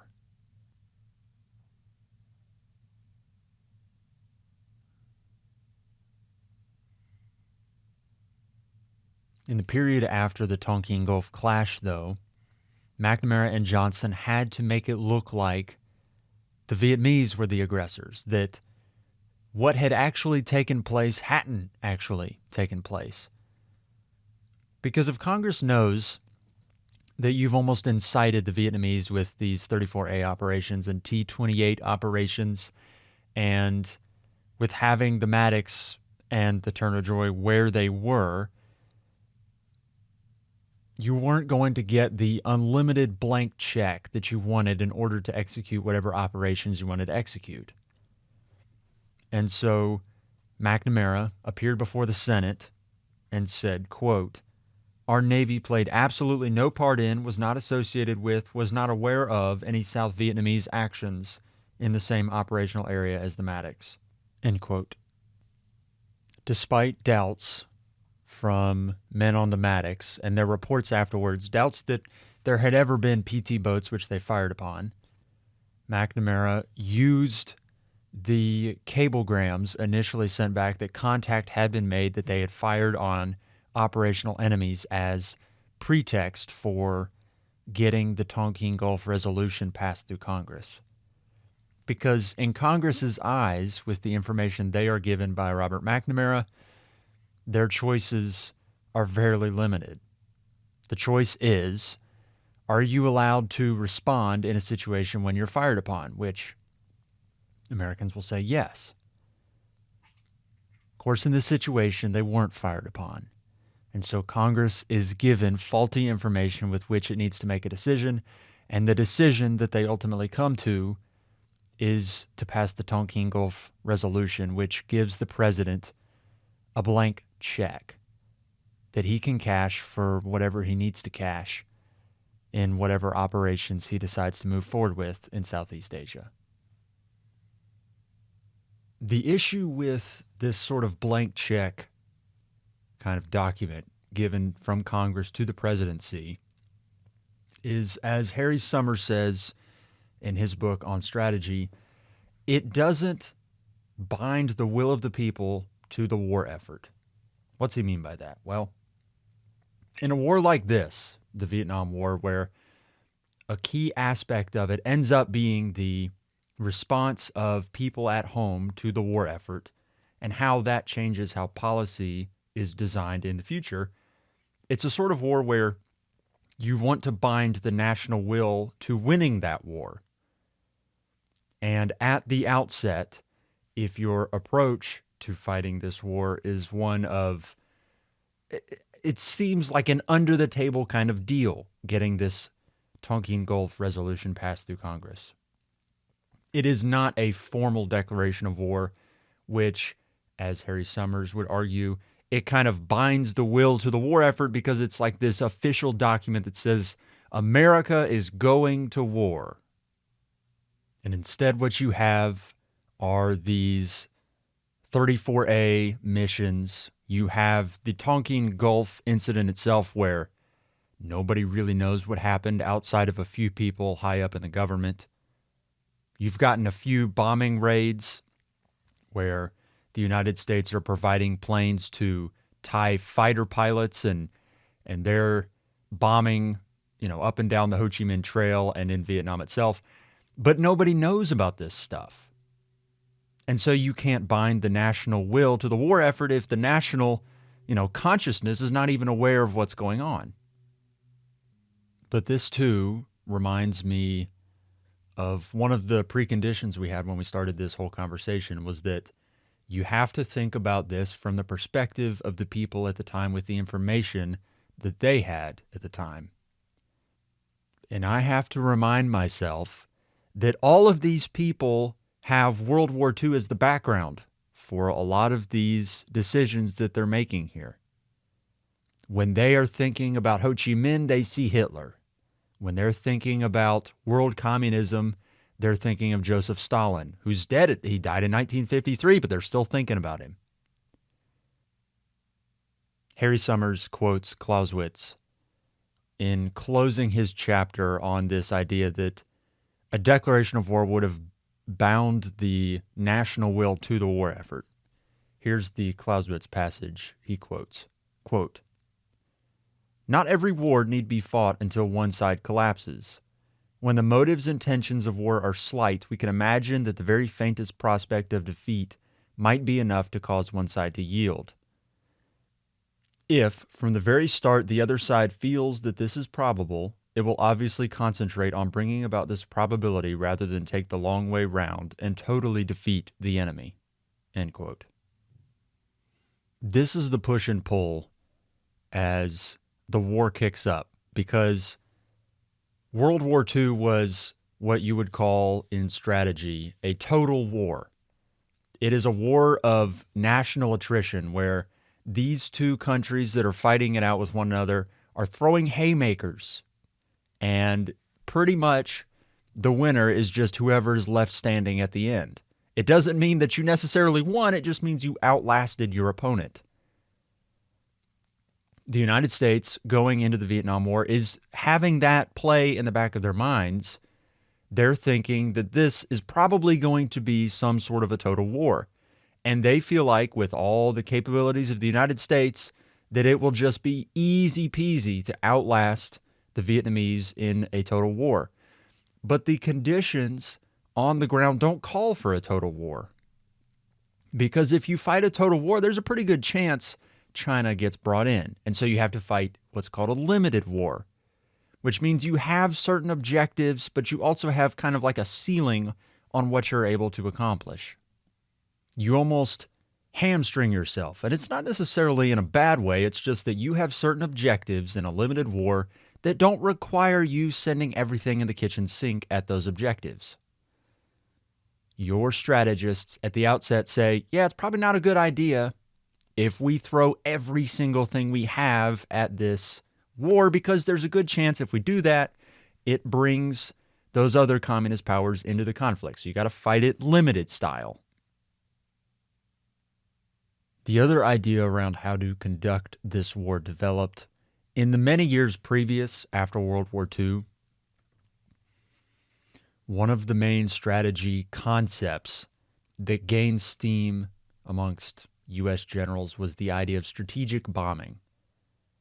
Something that you notice if you pay attention to the United States' predilections towards waging war is that they don't like to put men's lives, women's lives on the line. I mean, it makes sense. But you've got this first-rate country that really doesn't like the idea of casualties. And what is one way that you can avoid actually having casualties on foreign soil? Well, if you don't ever put boots on the ground in the first place. Well, how can you wage war without having combat troops in the field? You can do it theoretically through strategic bombing. This idea gains a lot of steam, obviously, through the Air Force post-1945, and one of the main proponents of strategic bombing is the classic General Curtis LeMay. LeMay has a personality that is larger than life, and if you go and look up pictures of him, he is pretty much exactly what you would expect this sort of general to be. He is heavy-set, thick-necked, and he's smoking a cigar, at least in the pictures that I've found of him.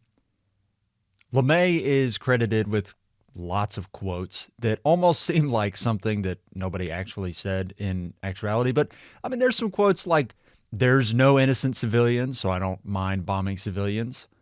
Or there's one where he says, supposedly, there was an era when we would have destroyed Russia and not even skinned our elbows doing it. Just to give you an idea for the sort of individual that is Curtis LeMay. He designed the bombing program that brought Japan to its knees in World War II. He also is a massive proponent of the bombing plan that turns into Rolling Thunder at the outset of the Vietnam War. Policymakers in Washington have been going back and forth for months at the beginning of 1965, at the end of 1964 and the beginning of 1965 about how they're going to conduct this war, because everybody knows it is building up.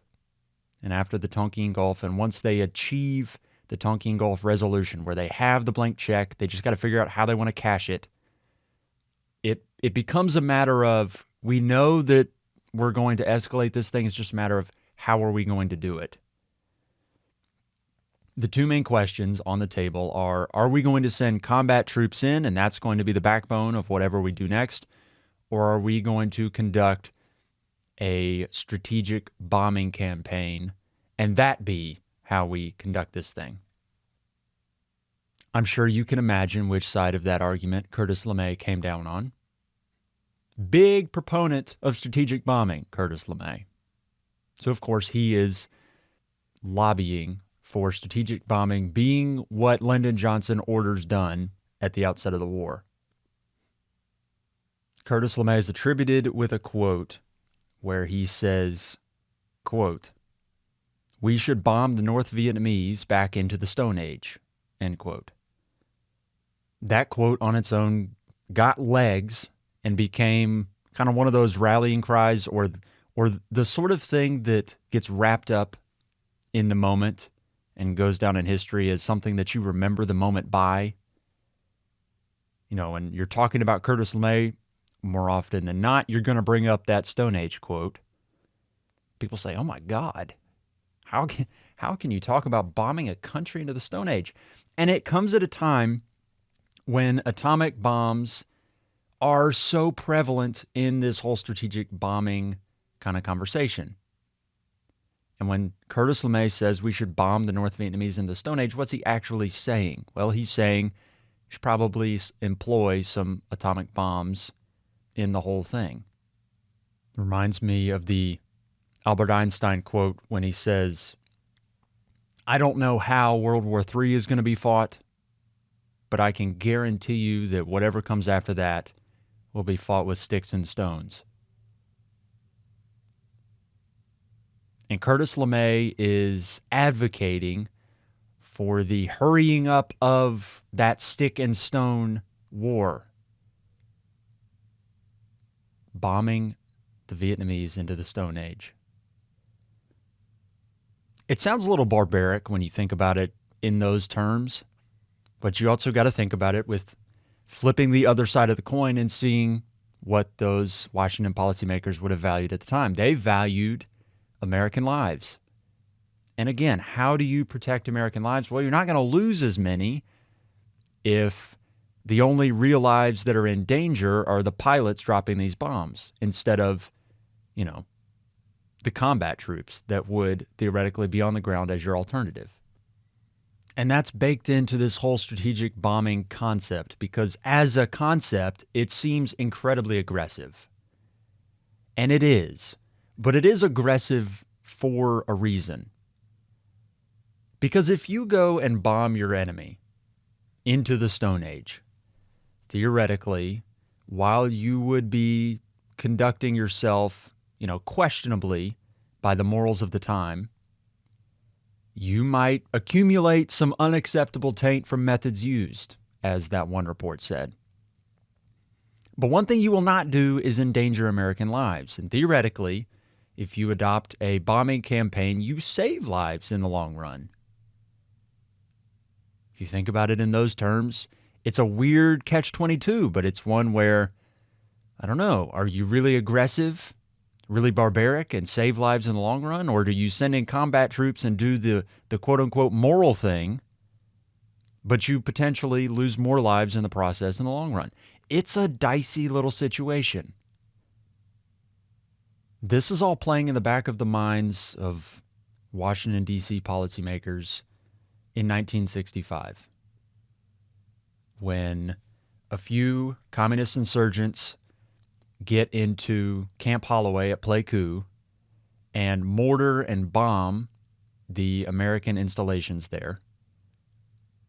You got to remember, there have been a lot of analysts and advisors and military personnel that have gone to Vietnam. And when the Vietnamese mortar Camp Holloway, kill 8 American soldiers, wound 100 others, then it becomes real because newspapers get a hold of it and say, oh, American boys are dying over there in Vietnam. Soldiers are dying in Vietnam. It's not one of those isolated bombing situations where like a general in Saigon is killed over here or a colonel in Hue is killed over here. It's a concentrated thing where the North Vietnamese now, in response theoretically to the Tonkin Gulf situation, have sent troops in and they've killed American soldiers. We're at war. Question becomes, how are you going to respond? Are you going to send in more combat troops, or are you going to get on board Curtis LeMay's wagon and conduct a strategic bombing campaign? As you can imagine, based on all the factors at play here, strategic bombing looks a lot more attractive to policymakers in Washington. Because again, you're not losing American lives theoretically in the process. And so policymakers in Washington start drawing up plans for bombing different installations so that theoretically you can bring North Vietnam's economy to its knees. McGeorge Bundy examined Pleiku afterward And he sent a memo back to Washington with a lot of the superlatives that we have brought up time and time again over this whole conversation. Quote, "New United States action, the defeat of South Vietnam appears inevitable. The stakes in Vietnam are extremely high. The international prestige of the United States is at risk. There's no way of negotiating ourselves out of Vietnam which offers any serious promise at present." End quote. So the conclusion in McGeorge Bundy's memo is, quote, "The policy of graduated and continuing reprisal," end quote, "is the way forward." How do you conduct graduated and continuing reprisal? A bombing campaign. Further elaborating on this gradual approach and buildup, Maxwell Taylor wrote, quote, "We wanted Ho and his advisors to have time to meditate on the prospects of a demolished homeland," end quote. There's a theme in wartime policymaking at this time, if you read a lot about it, where the United States wants to put their opponent in a position where the logical out is surrender. It's like when you're wrestling your younger sibling and you've got him in a chokehold and you just want him to tap. You're like, if you're logical, you're just going to tap, and you've taught them a lesson, and they'll just, go in the corner and be quiet and stop annoying you. And that's how the United States kind of approaches their military operations. They're choking out their younger brother and they want him to do the logical thing. The problem is, like with all sibling fights, the United States forgets that younger brothers are often not going to make the logical decision to get them out of the situation that they're in. And we've already talked about how Ho Chi Minh has said repeatedly that in any future war with the West, that they will outlast their opponent because the tiger and the elephant. We'll keep taking swipes at the elephant coming out of the brush and then darting back in, and we can last longer fighting this type of war than you can. And this is where kind of the approaches to fighting this war are different, because for the United States, they have to fight a limited war. But the Vietnamese can fight total war. That becomes kind of the rub, where the Vietnamese are conducting this like it is a war of attrition. The United States are, but they're trying to fight a limited war. They're trying to achieve limited goals in Vietnam. The Vietnamese are throwing everything they've got into this fight. The strategic bombing campaign that kicks off the Vietnam War is eventually called Rolling Thunder. And because they've got the blank check from Congress, this campaign is directly supervised by the White House. Lyndon Johnson, Robert McNamara, they decide the specific bombing targets every Tuesday over lunch. They are fed different locations by different analysts. These locations are munitions dumps, warehouses, fuel depots, repair shops, different places that could contribute to the North Vietnamese war effort or the economy. Every Tuesday over lunch, Lyndon Johnson and his advisors meet and say, what are we going to bomb next?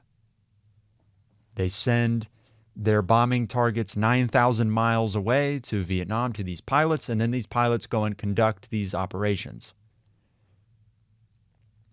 The pilots are told, don't return without a dropped payload, so they go and drop their bombs on the, designed targets. Sometimes, though, they might not be able to drop their bombs on those specific targets for any number of reasons. It could be weather. It could be that you get there and realize that the target isn't exactly what you thought it was. So you drop your bombs anyway, which means that there's no telling what you just dropped your bombs on. Could be villagers, could be, an economic installation, could be a supply depot, but also you might have just dropped your bombs on God knows what. Then you return back home to your base.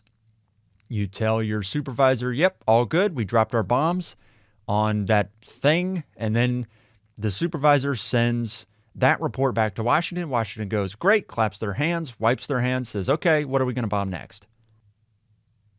Max Hastings summarizes Operation Rolling Thunder very succinctly. He says, quote, giant U.S. Air Force B-52s began to attack alleged communist troop concentrations in South Vietnam. In the 8 years that followed, the bombers carried out 126,615 so-called arc-light sorties, dropping 4 million tons of bombs. Aircrew considered them milk runs. Pilot Doug Cooper shrugged. Quote, the job had all the excitement of being a long-haul truck driver without being able to stop for coffee. End quote. A navigator said he felt that he and his crew had just bombed an endless succession of map coordinates that, quote, seemed to do nothing except put holes in the jungle floor. End quote. From mid-1968 onward, ordnance was released not on the judgment of bombardiers, but instead that of sky-spot radar operators on the ground. The B-52s operating over South Vietnam and later Cambodia and Laos faced no threat from enemy action, merely a slight risk of accidents. End quote. He finishes things off to say this. The B-52 crews suffered very little to destroy very much. A theme comes to the fore as Rolling Thunder continues, where these pilots are ordered to drop their ordnance, turn around, and go back home. And when you're dropping your ordnance, but it's kind of based on what you see on the ground, obviously there are times when you might make mistakes because you don't know what you're dropping your bombs on. Doug Ramsey wrote about an episode in Binh Dinh province where there were reported to be 1,100 Vietnamese casualties after a bombing. They go in and they examine the bodies and they realize only 15 of them are actually armed Viet Cong. Max Hastings wrote about what Ramsey said, quote, he fumed at the tendency of U.S. aircrew to assume that a line of black-clad figures on the ground below must be a military formation, whereas it was more likely to be composed of peasants tilling a field. He's now quoting Ramsey, quote, if its members fled, a normal human impulse, this often made matters worse, as some pilots were likely to take this as confirmation of their suspicion. End quote. Pilot Dan Hickman acknowledged that a running figure was often deemed guilty. Now quoting Hickman, quote, I had one guy shot who turned out to be unarmed. He ran by looking like he had a pack, so I said, shoot him, because the enemy were pretty close by. Turned out he was only carrying a sack of fish, but I still think he was foraging for the local VC. End quote. Continues to say that the communists were wise to this tactic, and so they instructed their cadres on the ground to stand still when a plane flew overhead because number one sign that you were going to get bombed was if you started to run. So they said, stay still, and they'll leave you alone, and more often than not, they would. The story on Rolling Thunder is going to be one of looks good on paper, not quite as good in practice. Robert McNamara wrote a report in 1967 breaking down Rolling Thunder from his perspective. You've now had a little bit of time with the program in place, and you've gotten to see its capabilities. And by all accounts, from the outset, your goals were to limit North Vietnam's ability to make war by bombing depots and places where they could manufacture weapons and places where they could manufacture things that would allow them to continue to make war. By and large, those targets were hit, destroyed, damaged. And if you thought that that was going to be the way they were going to make the war, then you did a great job because you limited their ability to create stuff within their own borders. The problem was North Vietnam did not get its ability to make war from within itself. It got its ability to make war from Soviet Russia, from China. They are fighting with Chinese and Soviet weapons, driving Soviet and Chinese trucks, using Soviet and Chinese anti-aircraft weapons. So bombing North Vietnam doesn't really do anything to them. They're not manufacturing their own stuff anyway. In 1967, Robert McNamara writes a report where he has it all laid out in front of him, and I can just imagine him looking down at all his spreadsheets, seeing, we destroyed this, we destroyed that, We've lowered their capabilities here, lowered their capabilities there, and yet they're still fighting. I can just imagine that in my head, sitting, at his big desk, everything spread out in front of him.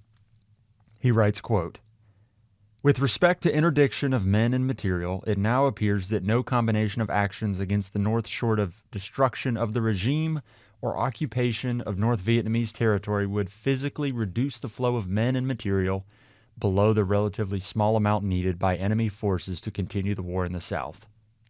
Our effort can and does have severe disruptive effects, which Hanoi can and does plan on and pre-stock against. Our efforts physically to cut the flow meaningfully by actions in North Vietnam therefore largely fail, and in failing transmute attempted interdiction into pain or pressure on the North." Then, skipping down, Robert McNamara brings to the fore the issue that the United States deals with this entire time. The balance of wasting the lives of combat troops while also hitting your targets. It's the push and pull of strategic bombing versus combat troops. How many men should be there? How much should we be bombing with planes? He writes, quote, "The primary costs, of course, are U.S. lives.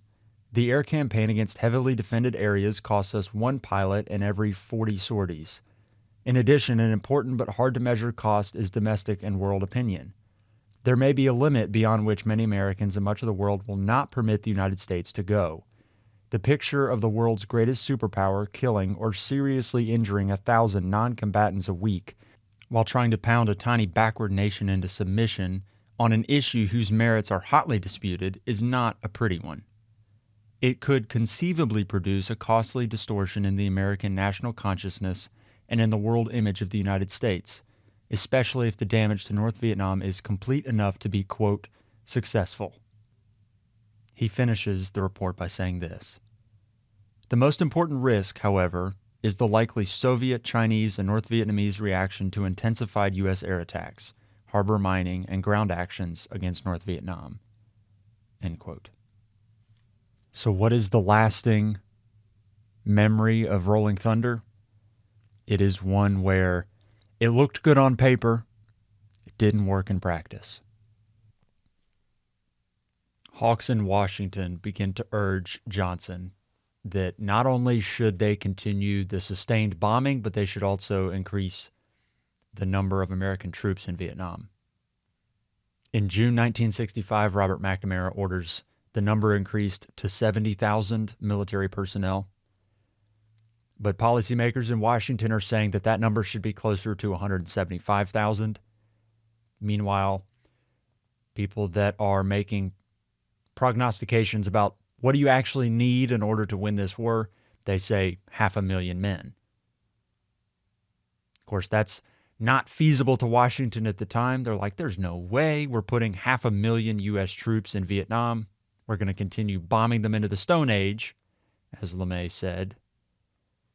And we're just going to wait for them to make the logical decision. But of course, Vietnam never makes the quote-unquote logical decision. They continue to fight on the ground, to mortar and bomb, and time drags on and they realize Rolling Thunder isn't achieving the desired result. But again, the desired result was, from the United States perspective, the logical choice. They just missed the part where, according to Western ideals, the Vietnamese don't make logical decisions. Barbara Tuchman writes in her book, The March of Folly, about this approach to the war from the State Department of managing the war. She says, quote, "Its aim was not conquest, but coercion. Force would be used on a rationally calculated basis to alter the enemy's will and capabilities to the point where, quote, the advantages of terminating the conflict were greater than the advantages of continuing it," end quote. War would be rationally managed in such a way as to send messages to the opposing belligerent who would respond rationally to the pain and damage inflicted on him by desisting from the actions that caused them. "We are flung into a straitjacket of rationality," wrote the formulator of the doctrine, William Kaufman. That was a condition that exactly suited Secretary McNamara, the high priest of rational management. One thing was left out of account: the other side. War is polarity. What if the other side failed to respond rationally to the coercive message? Appreciation of the human factor was not McNamara's strong point, and the possibility that humankind is not rational was too eccentric and disruptive to be programmed into his analysis. End quote. March 8th, 1965, Marines land at Da Nang. Their goal is to defend the airbase there, and then also to support the South Vietnamese troops that are getting bisected by the North Vietnamese.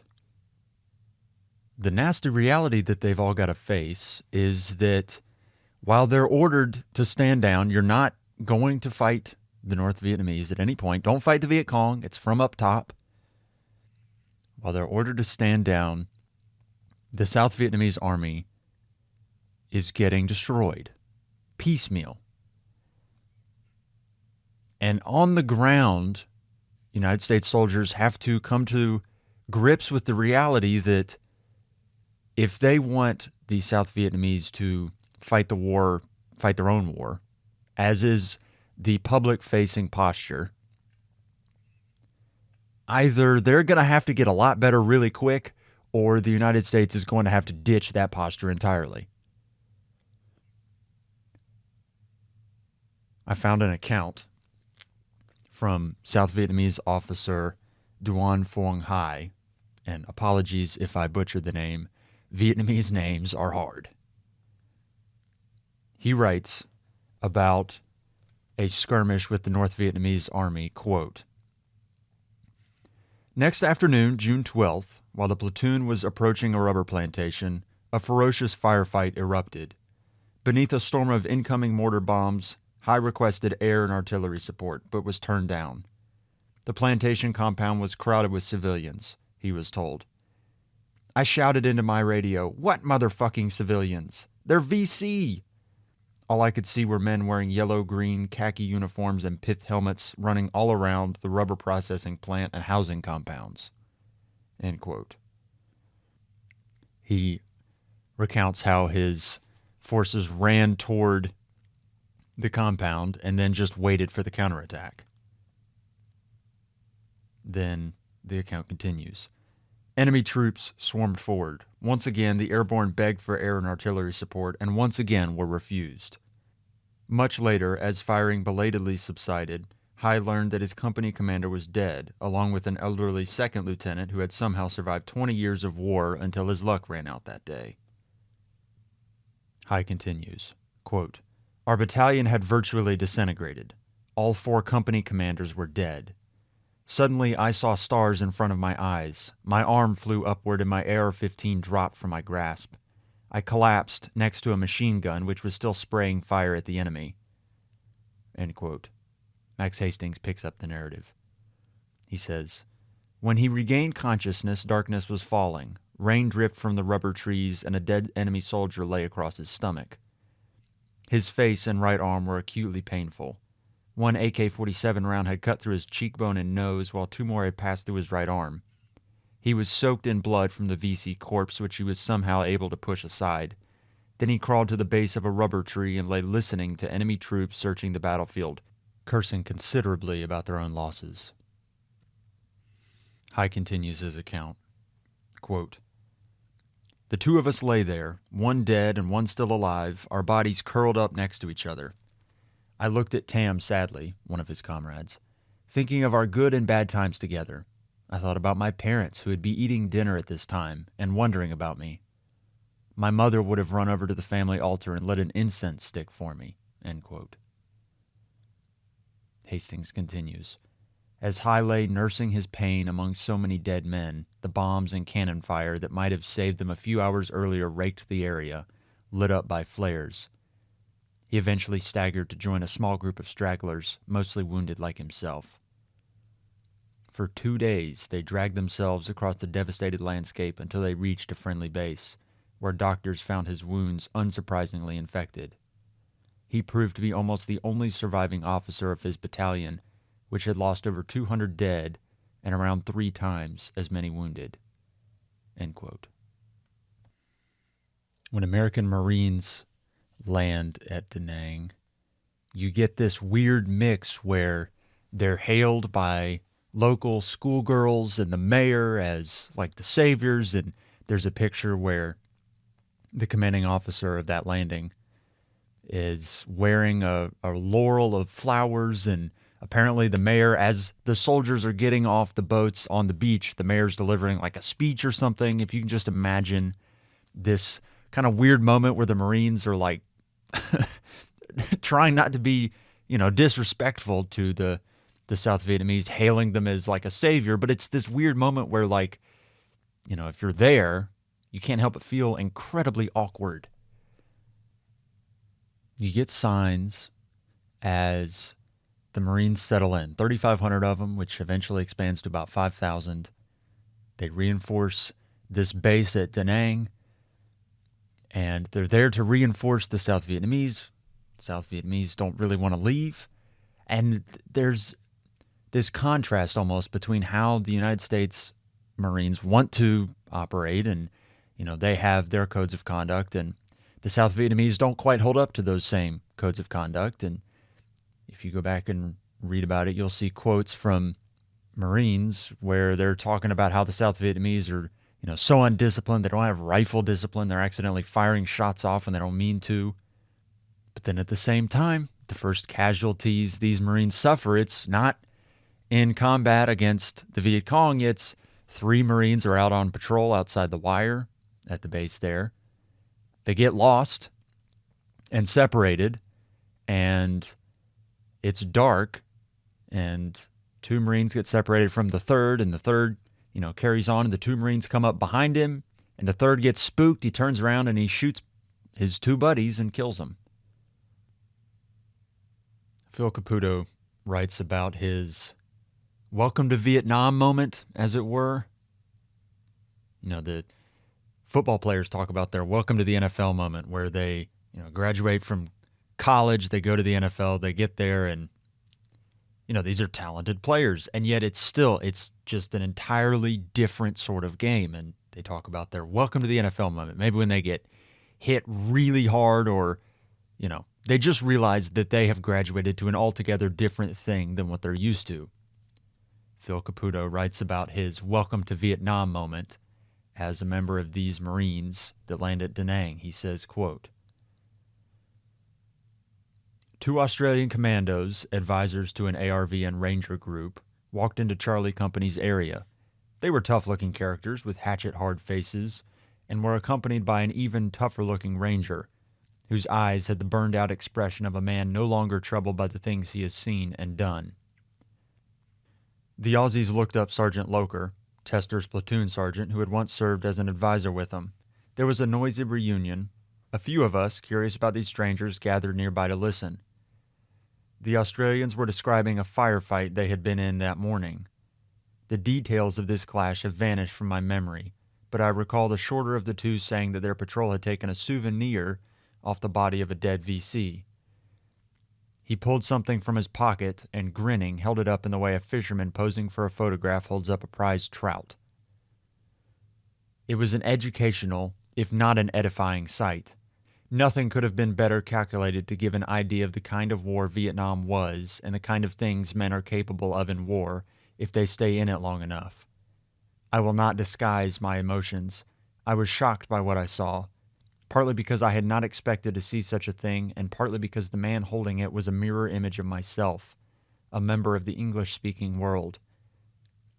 Actually, I should refer to it in the plural, because there were 2 of them, strung on a wire, 2 brown and blood-stained human ears. End quote.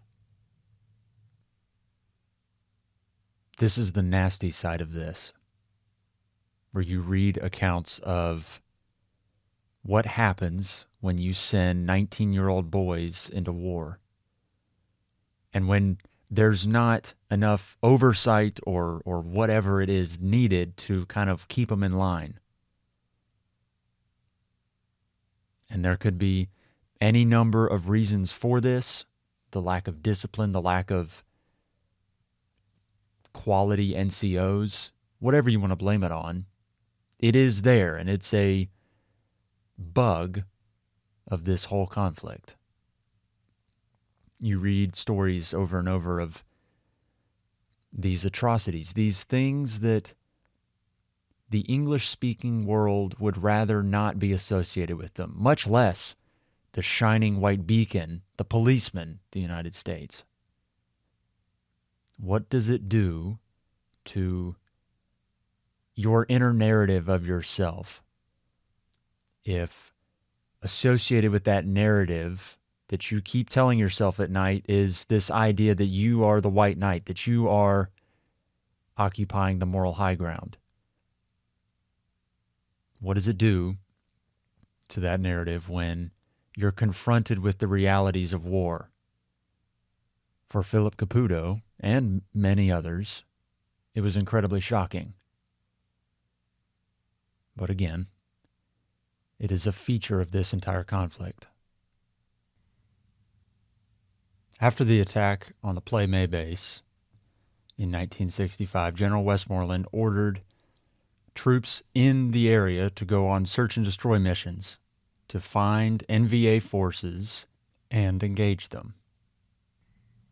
Vietnamese were very excited about this. They had started amassing forces down in the Mekong Delta, and I think both sides, everybody involved, is itching to get the thing underway. You know, we've been poking the bear for so long that we haven't had any real pitched battles. Everybody is ready to rock and roll, as it were. NVA Colonel Nguyen Hu An had moved his forces into the Ai Drang Valley, and in a meeting before the fighting, he emphasized the goal was going to be to engage the Americans in company and battalion scale actions. An employed about 3 regiments of the People's Army of Vietnam, and they moved to intercept Colonel Hal Moore's Americans that went forward on their search and destroy mission. You got to remember what Colonel An would be thinking of in the back of his mind. He is a veteran of the People's Army of Vietnam. He fought the French. And in the pitched battles that Giap fought against the French, in that conflict, the deciding factor was going to be air superiority. The French had it, Vietnamese didn't. You think of, you set up this pitched battle and the Vietnamese send in their wave attacks of human beings, and the French just call in air support and drop napalm bombs on them. And the whole thing is decided simply by the fact that the French are able to drop bombs over top of the Vietnamese heads. And that has got to be playing in An's mind, where it's the same thing. He knows the Americans have B-52s, and the Vietnamese have no air superiority, so you've got to figure out a way to conduct this operation without opening yourself up to the potential for the American air superiority to win the thing. And you got to be thinking, if you're on, how intense is this going to get? How much are they going to drop on us when we inevitably attack them? So you have this pensiveness as you're going into it, but you also have an eagerness to prove your mettle against, what is perceived to be the superpower of the world. There's also a distinction that you've got to make from the outset between Viet Cong, which are the guerrillas that have been infiltrating local hamlets, and the NVA regulars. These forces that Colonel An has at his disposal are the trained, regular forces of the People's Army of Vietnam, the army of the communists. The Viet Cong are, guerrillas that pop in and pop out and do counterinsurgency actions, but they are not the regulars. The People's Army of Vietnam are the regular army. And if you'll recall, this army has undergone transformations at several points throughout their fighting with the French, but also now in this 10-year period after Dienbienphu, they have modeled themselves as a modern army, adopting many of the same characteristics that you would find in any other modern army anywhere else, and that is due to their relationships with the Soviet Union and China. They're outfitted with Soviet weapons and Chinese weapons. It's very much a modern army fighting a modern army here in the valley. From the get-go, fighting is intense. And, of course, the Americans are using their air superiority to their advantage. There's a moment when Colonel Ahn is walking with his command group from one installment of his troops to another. Max Hastings recounts what happens using Colonel Ahn's words. Hastings writes, quote, "Just before noon, amid incessant fire and explosions around X-Ray, he," meaning Ahn, "was leaning on his walking stick studying the terrain when a staff officer grabbed him and hurled him to the ground just before a series of devastating concussions shook the earth from the bombs of a stratofortress. Ahn shrugged as he stood up and dusted himself off, saying that when so much ordnance was flying about, the whim of Providence alone determined whether a man survived upright or prone." End quote. Hal Moore said later about this fighting that it was the loudest he had ever experienced battle. You have mortars and bombs, B-52s dropping their ordnance, and they're layered in the sky, so you have, some at 7,000 feet, some at 10,000 feet, and they're just waiting for radio operators on the ground to give them targets. So you have constant ordnance dropping, but then you also have the Vietnamese firing off mortars and other rounds. And so there's this constant sound of bombs exploding. Hal Moore said it was the loudest he had ever experienced. And you got to imagine just being a soldier on the ground, how debilitating the noise is. Not to mention the fact that you have bombs dropping everywhere in this tight little confined space of like a football field size, which sounds pretty big, but when you're thinking about a battlefield, the battlefield's usually fairly spread out because you got lots of people, moving around and doing these different actions. And to have all of this contained to such a small space, it's got to be really difficult to even focus on anything. You just have bombs exploding all around you. I mean, it's the kind of thing where I think about from the Battle of Dienbienphu, a Vietnamese soldier had a shell explode near him and he was completely debilitated. Just wandering around in circles, he became a walking zombie. And for Americans and Vietnamese alike in this situation, how many of these men experience that same feeling where a bomb explodes right near you and you can't even function anymore? During the first hour of the fighting, Hal Moore's men captured an enemy private, just a boy, and they're interrogating him, trying to figure out where the enemy is. And he said to them, quote, "There were 2 regiments on the mountain next to them, and they wanted very much to kill Americans, but they haven't been able to find any." It's at that moment when Moore realizes what he's up against in terms of sheer manpower. The Americans are far outnumbered by Vietnamese, and he realizes, being surrounded as they were and in the jungle, that his men are fighting now a survival action. This is no longer a strategic battle. This is a battle for survival. Just get the boys out of there. And you got to fight your way out in order to do that. The next day, fighting got so intense that Americans were unable to call in airstrikes because they're so entangled with the enemy that you might even hit your own men. And in some cases, this did happen where you would call in air support and the B-52 would drop its bombs. And yeah, it would hit the North Vietnamese, but also it would hit the Americans as well.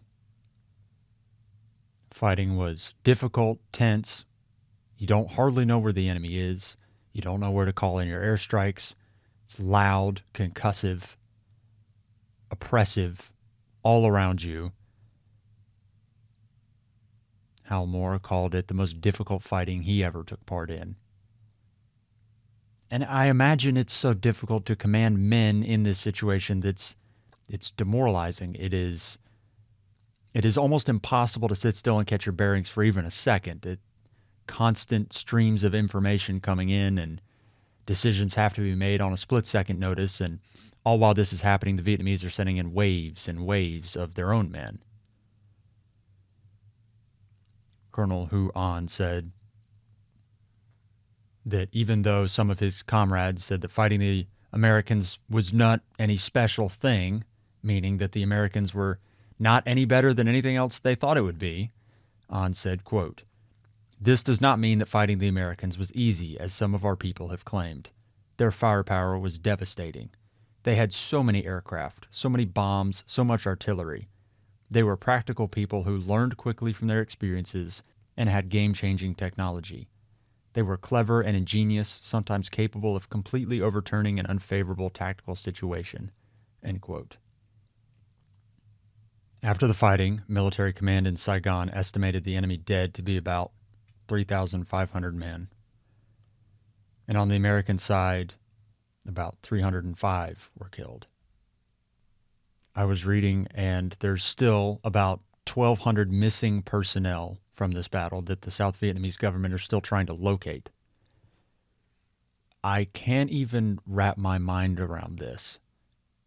Perhaps because the artillery was so intense that it would almost just missed people. But there's 1,200 bodies that they haven't been able to locate. They're still trying to find today. There's 2 Americans that still have not been found, and possibly for the same reason that a lot of these Vietnamese can't be found either. It's the ordnance drops down and then turns everything it hits to mist. They're just gone. It kind of boggles the mind a little bit. After the Ai Drang battles, both sides claim victory. The United States, if you're judging things by numbers on a spreadsheet, as McNamara's want to do, they win convincingly. They only lost 300 men. The enemy lost 3,500. And you were able to get your men out of there afterwards. They were able to fight their way out, whereas the Vietnamese were theoretically pushed back. But if you were the Vietnamese, you prevented the Americans from completing their search and destroy missions. You kind of stopped them. You forced them to fight their way out of an impossible situation instead of allowing them to complete whatever objectives they had.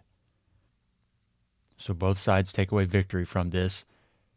And on the American side, the statisticians, as they were in Washington, take this battle and use it as fuel for whatever they want to do next, which is add more men in the fighting. There's about 200,000 men in Vietnam at this time, and McNamara decides you're going to have to double that number by 1967 if you want things to continue favorably. It turns into, can we kill more of them than they kill of us? McNamara, ever the statistician, said that losses could expect to reach 1,000 men a month. And while the Americans are figuring out how many men they need to have on the ground to actually win the fight against the Vietnamese, Lyndon Johnson is plagued with the idea of indefinite escalation. If you keep sending men in, you get to 600,000, 700,000, 1 million men. Does there come a point when the Chinese decide they're going to come knocking themselves? Sid Berry, one of the men on the ground, wrote a letter home, and I think it's so poignant for all the things that have been going on. He wrote, quote, "I would be nowhere else. I'm convinced of the rightness and importance of our being here. I've come to have great respect and affection for the Vietnamese. They do surprisingly well under circumstances more difficult than our country has ever imagined, but a long road lies ahead. I hope that our country and our countrymen have the maturity, stamina, patience, guts, and faith to stay in the fight as long as is necessary." End quote.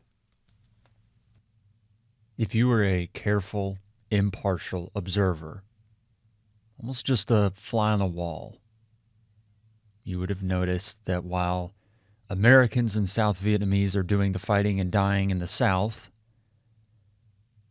conspicuously, only the North Vietnamese are doing the fighting and dying in the North.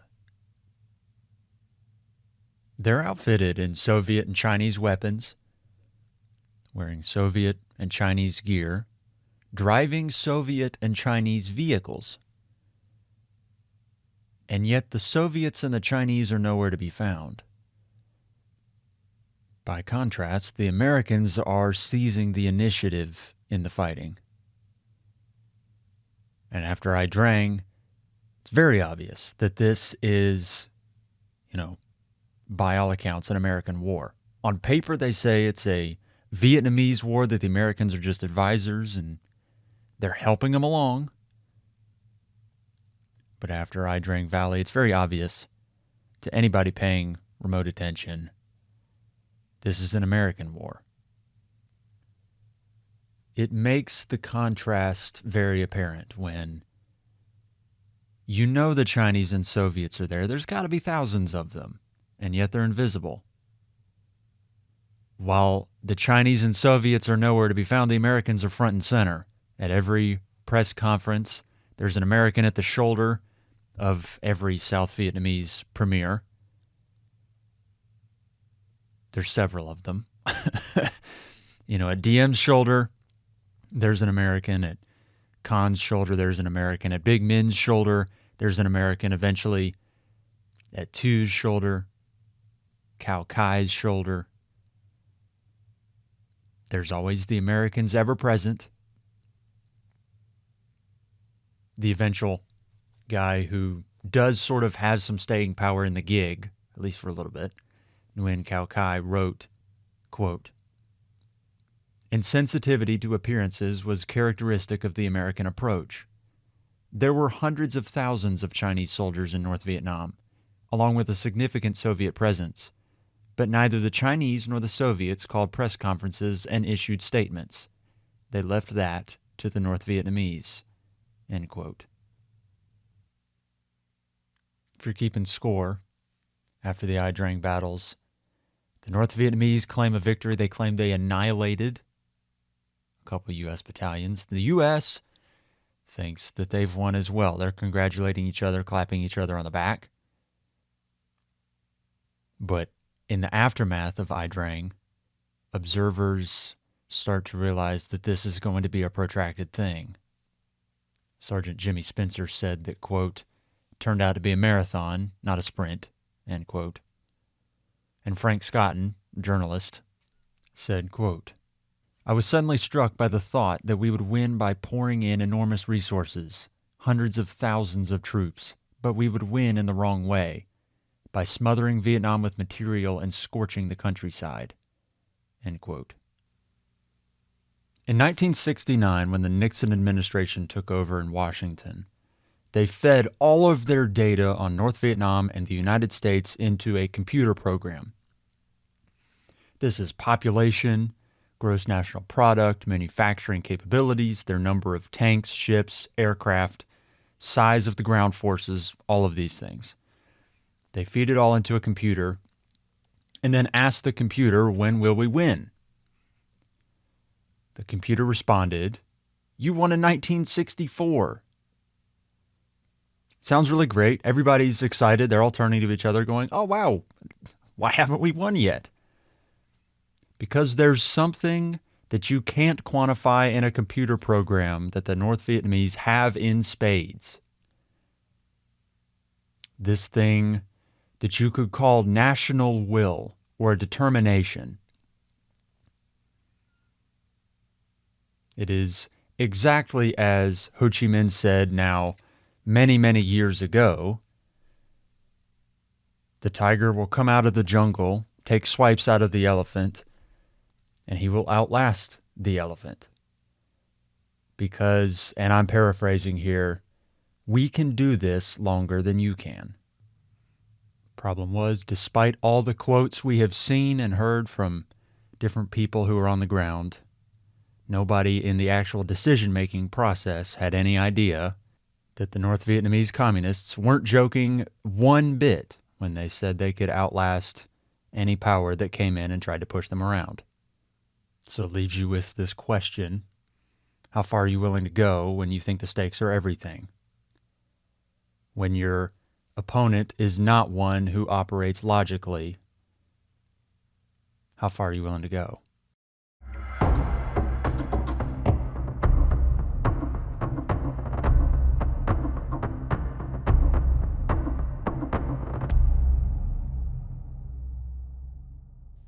I will be honest with you, this story is one that has been difficult to wrap my mind around. It's been difficult to grab. It's like been trying to grab a bar of soap.